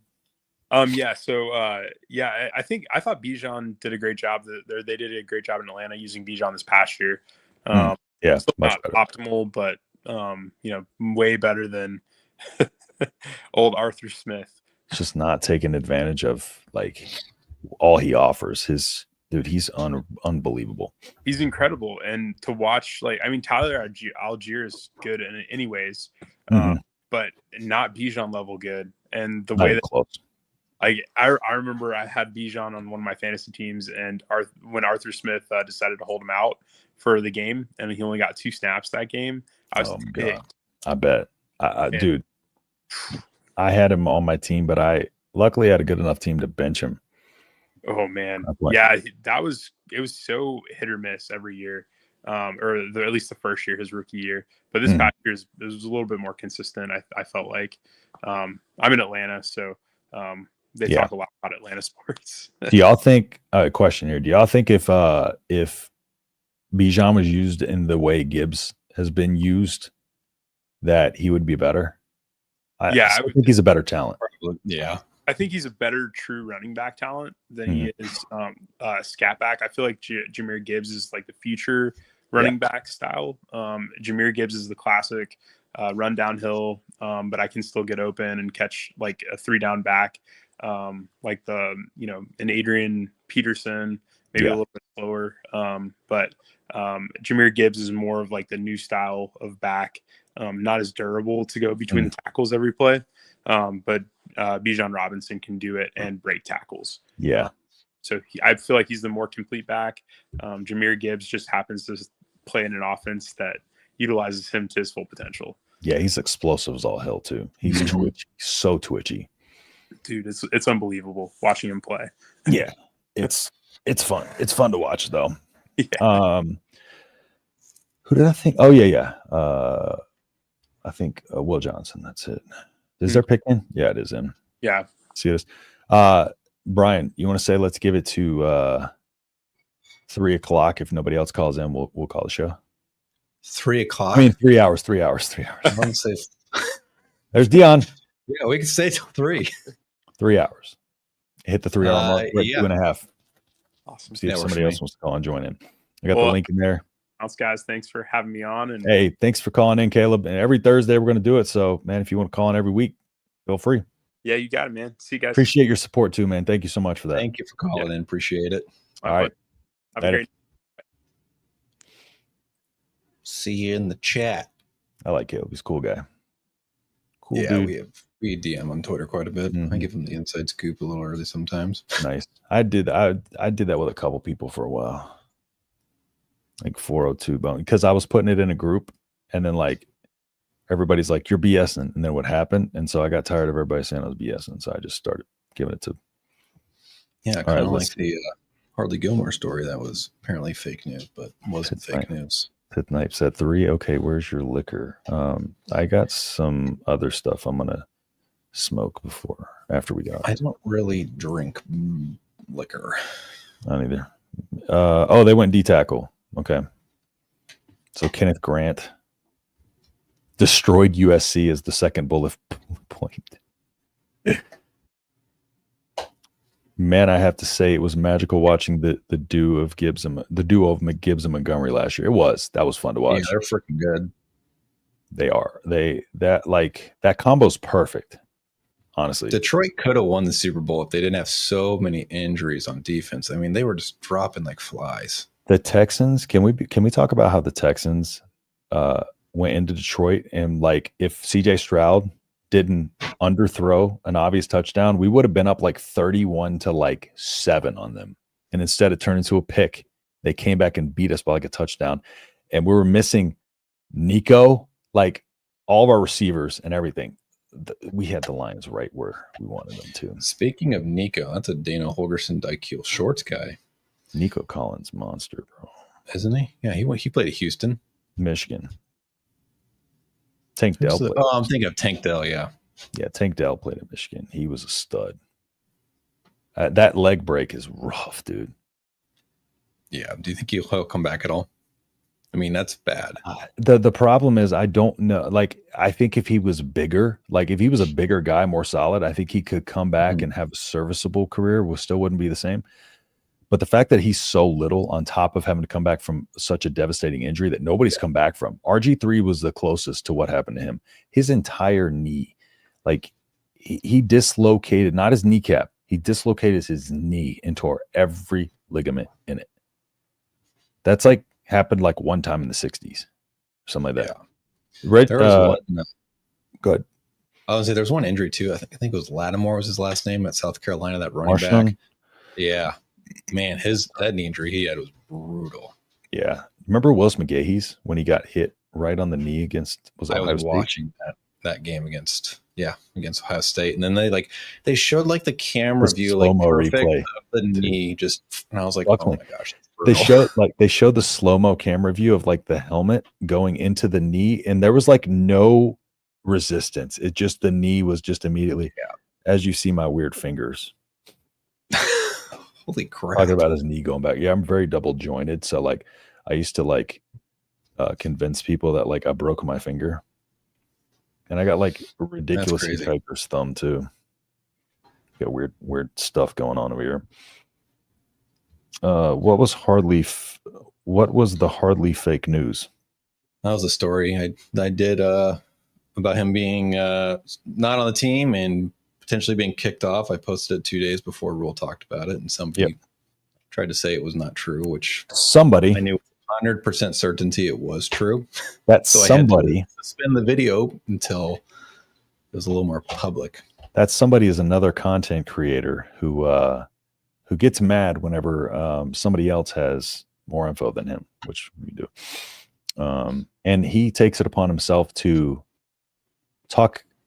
call Brian out for fake news of all people. Sorry, he's on my list, guys. And I don't pull any punches. I don't care if he sees it. Watching that field goal squeeze in there by 6 inches was a thing of beauty. That's true. Let's see. That message got deleted real fast. Which one? His messages. He deleted them after I. Oh yeah. And I went scorched earth. When Brian told me, I went scorched earth in the DMs on him. I'm done playing with that. Yeah, we exchanged DMs for like a day or two, and then I had the news on Cooper. Like, what's his name? Will Cooper, the Air Force player that transferred for basketball, and I was like, yeah, he's gonna commit pretty quickly. And then there went his tweet. 12 hours later, there was the commitment. Crazy how that works. Shared one bit of info. Subscribe here for the best, most up-to-date info. Tyler Warren, I like that pick for the Colts. Yeah, that kid's a freaking stud. Anthony Richardson just needs somebody to just like, but the thing is, he can't throw it 10 yards, like accurately. Like oh my God, he's so bad. He just launches it as far and as high as he can. What was his he was such a garbage prospect? Let me see the Colts. Or no, let me look at. I want to see his stats this year. I want to see how Terrible. It's another guy that quit on his team in the middle of the game. Mm-hmm. Came out because I was tired. Oh my God! On third down against us, And third and long, and they needed that. They had to have that. That lost them the game when they didn't get it, because they had to go for it on fourth, and he came out of the game. To your question, huh? I said pit snipe. Yes to your question. I didn't. Yeah. I was nice to that kid for long enough. Some people just bring it on themselves. Let's see, 47.7% last year. That's brutal. What was his QBR? Negative? Yeah, probably. Let me see. They have his QBR here. Let me see. I'm on Pro Football Reference, so their stats are a little different places. So he had what do you have? 12. So he had 8 touchdowns, 12 interceptions. So bad. 160. So his QB rating, his rating was 61.6. QBR was 47.4. I'm pulling up his stats from Florida too, because we were talking about earlier. I don't understand how he was such a high draft prospect, other than his athletic measurables. That was it. Like that, literally. He got better, but you see his stats at Florida. He did get better as the season went along, but he only started 9 games. God, what was his last name again? Richardson. That's right. Yeah. Wilson doesn't know shit. Dude is clueless. Papa Glizzy in the house. Appreciate you, Papa Glizzy. I don't Twitter or social media at all, so he's still stirring it up over there. No, yeah, well, man, I'm gonna bite my tongue here. It was nice. It was nice for a long time. The kid, what I'm saying. All right, here's his 2024 regular season stats. This is abysmal. Yeah. 53.8% completion, 2,500 yards, 17 touchdowns, 9 interceptions, 13 sacks. Yep. And if you look at his game-by-game log, I'll pull that up. Because I'm trying to remember, did he get better as that season went along? I think he did. I vaguely remember that. Pit snipe. Yeah, Twitter's kind of crazy, though. There's this weird thing in Twitter where, there's these gatekeepers of Twitter, right? And there's there's a Husker group of Husker fans that think they run Husker Twitter. So that's one thing right there that you got to overcome, because they all defend each other no matter what. But they've been cool over time. I just had to warm up to a lot of them. Then you got the loose cannons, who are like you, Pit Snipe, who just kind of post the most wild stuff but are funny as all hell. You got the journalist type people. Just Husker HOA Twitter. Husker HOA. Not trying to make you say nothing. Listen. The problem is, I just got receipts. I don't. Yeah. Well, the thing is, I don't mind saying it. That's why, I'm coming out here and saying it. I just want to keep it from going full ham. I want to go ham on. Yeah. I went in the DMs. Yeah. I sent you messages and I was like, yeah, I'm just trying to keep it nice. I'm not trying to be a total dick. Oh, I will. Once you've lost my respect, it's over. It's over for me. All right, so where are we at in the draft? So let's see. Falcons, and Falcons, let's see. What did they need? Let's see. Falcons need a tight end, because I don't believe that their tight end is any good. Too inconsistent. Who would they get? What's their tight end's name again? They get. Oh my gosh. Don't they have a couple? They have that one that they drafted in the first round at 8th overall a couple years ago out of Florida that they're all saying was the next big great thing, and then he's just been up. Kyle Pitts. Down, up. Kyle Pitts. Yeah, Kyle Pitts. And he's like Anthony Richardson in terms of athleticism. But the thing about Pitts was he was a great tight end too. At least he had the production in college to kind of warrant that. Exactly. So because Colston Loveland's gone, This mock has them taking an edge rusher, but it says they desperately need edge rushers. Hey, Mr. Moose. So Mike Green or Moose. Is that your dog's name? Mm-hmm. The big old American Bulldog. He's named after Bill Moose. Is he? Mm-hmm. Interesting. Hindsight's 2020, but yeah, it is what it is. The dog, listen, the dog is excellent. He made the name better. Yes. All right. Throwing this link in here one more time. We got 15 minutes before we head off. If you're good with that, Brian. Yeah, I'm good with that. Cool. It's almost 9 o'clock here. So unless we get another call in. Yeah, I'm lucky it's 6:45 here. So and I'm hoping the Texans will like trade up or something within that 15 minutes, but I doubt it. All right, their picks in. Yeah, I think the Chiefs need to trade up too, but I don't think they will. They're like one of those teams that's kind of just been holding steady all off season. Yeah, they'll fall off next year. They fell off this year, but yeah, I've been saying like their window is so short because they owe Mahomes so much money year in and year out. Now you're paying Kelsey $18 million, you're paying Chris Jones $30 million. They just don't have a lot of money. Yeah, it's taking advantage of that rookie contract, which they did well. I was talking to somebody about it at the gym today, and a lot of people don't remember that draft class, but like he was out of Tech, he was projected to be like a third rounder. He's climbed up draft boards, and even the day of the draft, he was supposed to be like late first. The Chiefs like went up and drafted him. Then the Texans had to trade up to make sure they got a quarterback, and that's when they got Deshaun. Yeah, which until the incident with Deshaun, he was. I mean, we were looking at Houston Texans and KC Chiefs, 2 young quarterbacks for the next 10 years. I'm going to tell you this. Deshaun Watson, if none of that stuff happened, with the talent he had, he would have been better on the Chiefs. He would have made the Chiefs better than Mahomes did. 100% in my mind. When the Chiefs traded up, I texted my buddy and I was like, hell yeah, we're getting Deshaun. And then they were like Patrick Mahomes. And at that point, I had stopped watching most of the Big 12 games because Nebraska was in the Big 10. Yep. And I was like, who the hell is this dude? So good, bro.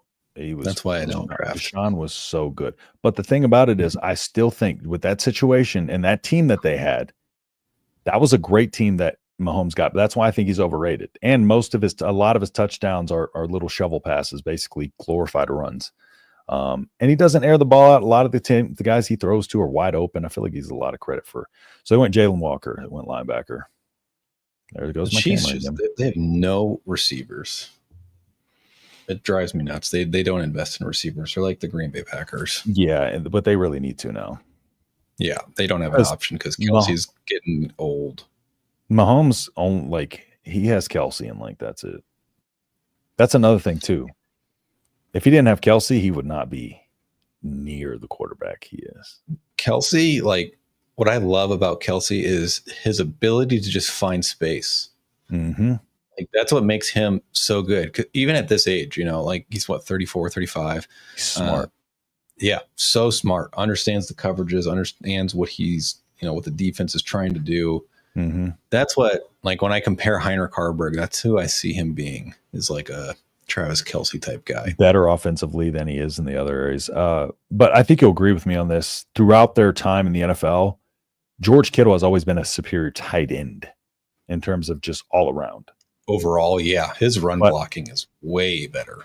Offensively, it's Kelce. Even though Kittle, if Kelce didn't exist, Kittle would probably go down as one of the greatest offensive. He still might as one of the greatest offensive for sure as all time. But he was better all around. But yeah, Kelsey's just and Kelce, it was crazy because Kelce it was a late bloomer.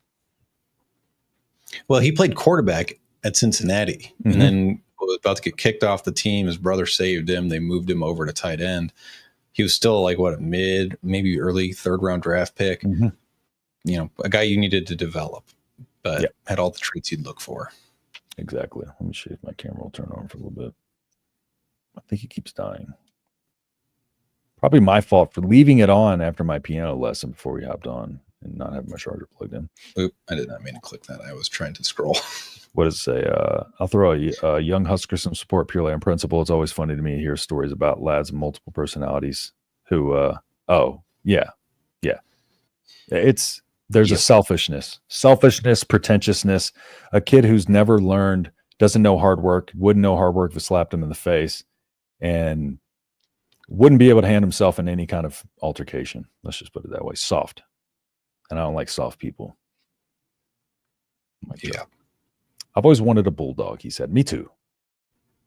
Yeah. Moose he's literally laying right next to me now. He's like my best friend. I love that. The Kelsey Bros vids are great. Yeah. Close second to Jules and Gronk. I still hate Travis Kelsey, but Jason Kelsey, I like him.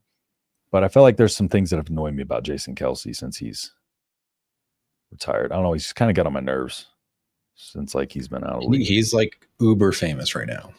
Yeah. It's just, I don't know why. He handpicked Cam Jurgens to be his replacement. So I love that. Thank him for that. Yeah, at least that. Some kids just need their ass kicked a time or two. Exactly. Exactly. 100%. I mean, that's why I box. Like it builds character to get beat up in there. Yeah, I got my first fight when I was probably 15. I got in so many growing up. I got my ass beat a lot. I beat a lot of people's ass. It's just one of those things you just learn to take the lumps. But I honestly didn't know how to fight until I started boxing. Nobody does. Honestly, nobody fights.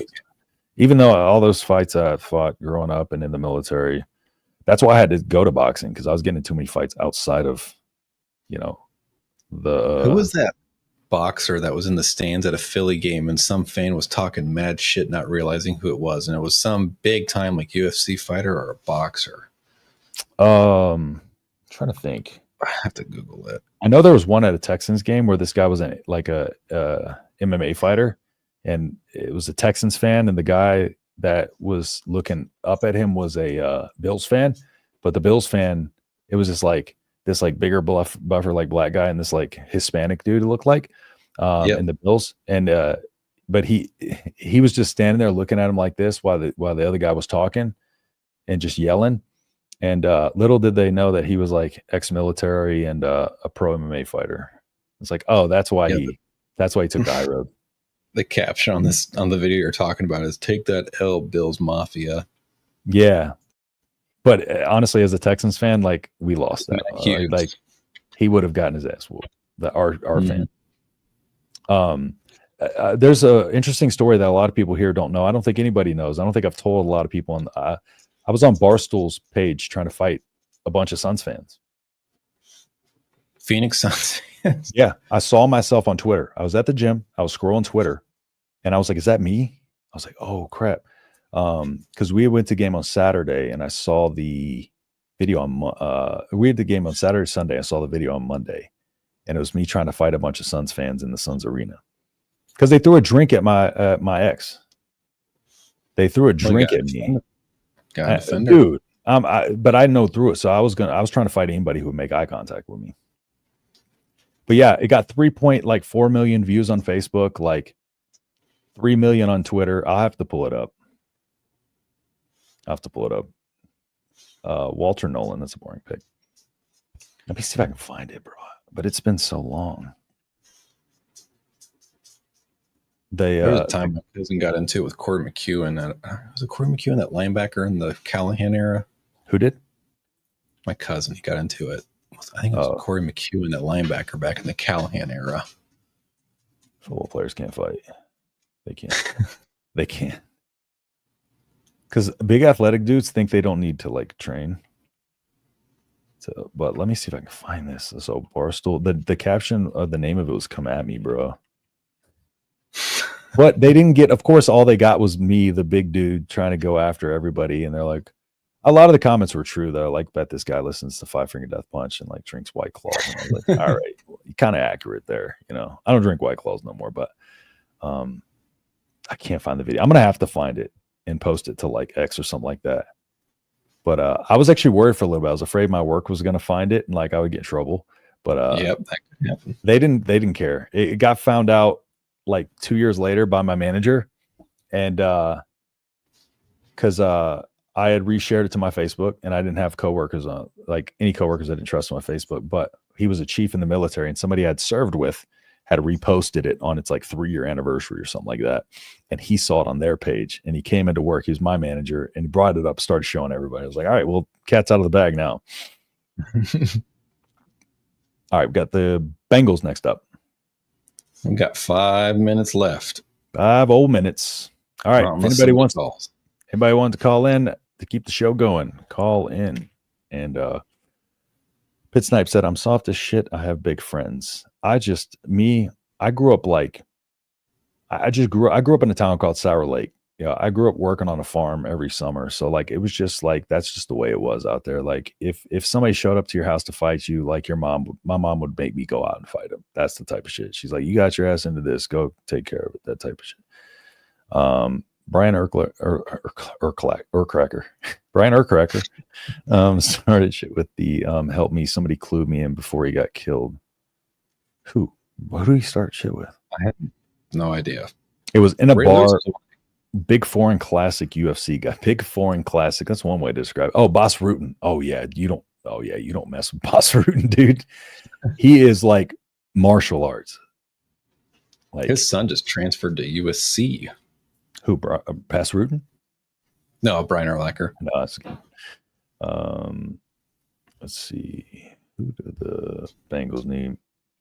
Somebody keeps outbidding me for the stuff on this Husker auction. It's driving me nuts. Oh, you're on Husker auction? Dude, I want to find that so bad, bro. I'm going to have to try to get some signed footballs. I got to find this Barstool Sports video. If I told you that a Harper Murray signed football or volleyball is going for more than a Dylan Raiola signed football, would you believe me?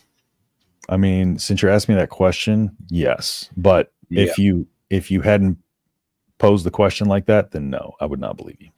Yeah. It's the most expensive player signed thing that's being auctioned off. That's crazy. $650. That's crazy. She's the face of USA Volleyball.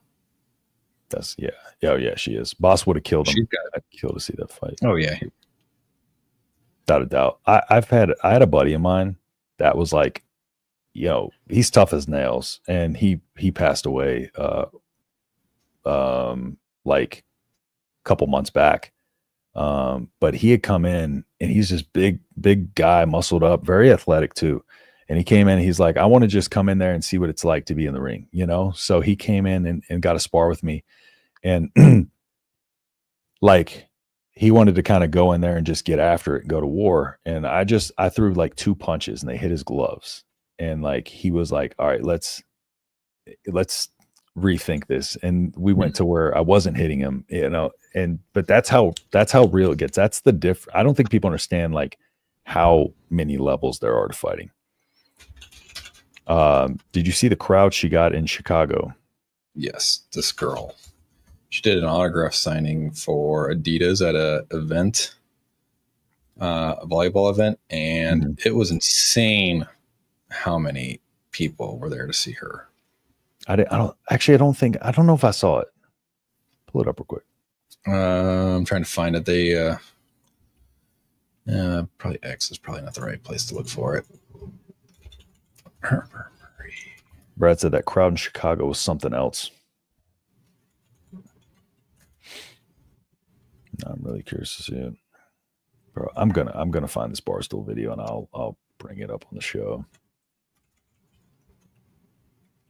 Used to, when I type in Barstool, come at me, bro, on Facebook, it'd pull up, but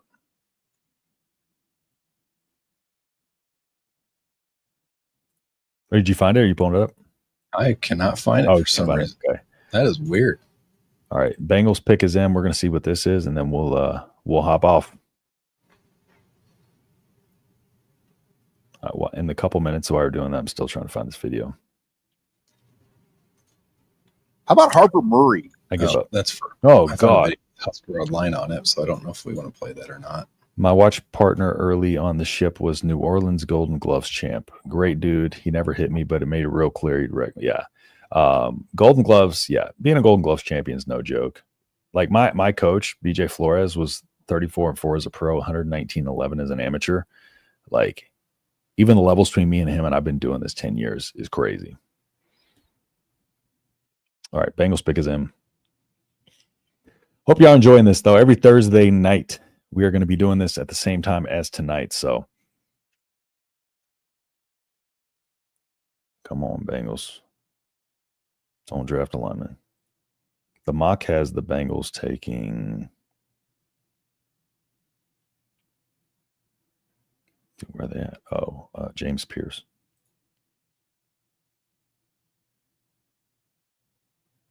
Hurry up, dude. He could lick his eyebrows. Shamar Stewart. He could lick his eyebrows. What? How do you know that? That's a weird thing to know. I'm sure his wife was happy. But however, if anybody's going to know some info like that, it would be Pitt Snipe. Oh, yeah. All right. Well, we didn't get any more call-ins, so I appreciate everybody who did call in. Thank y'all so much for, joining and participating. Everybody who's in the chat, thank y'all so much. As always, y'all keep this fun for us. We've hit the 3-hour mark. We're going to go watch the rest of this draft. I think Brian's a little sleepy, so I'm going to let him go get some rest. Yep. And as always, we will see you next Tuesday. If y'all haven't checked out our last couple of videos, go check those out. And like I said, got a lot of stuff coming out for y'all. Again, got this call-in show going, so got some more stuff coming down the hatch. So y'all stay tuned. And for the latest and greatest everything, make sure you subscribe, drop a like on the videos, drop a comment on the videos. It really, really helps us out. So, Brian, anything before we close out? For all the people asking recruiting questions, go watch the last video. I go way more in depth than I did tonight. Yeah, and Pitt Snipe's now talking about him slinging some things out. So, all right. With that being said, we will see y'all in the next video. Peace.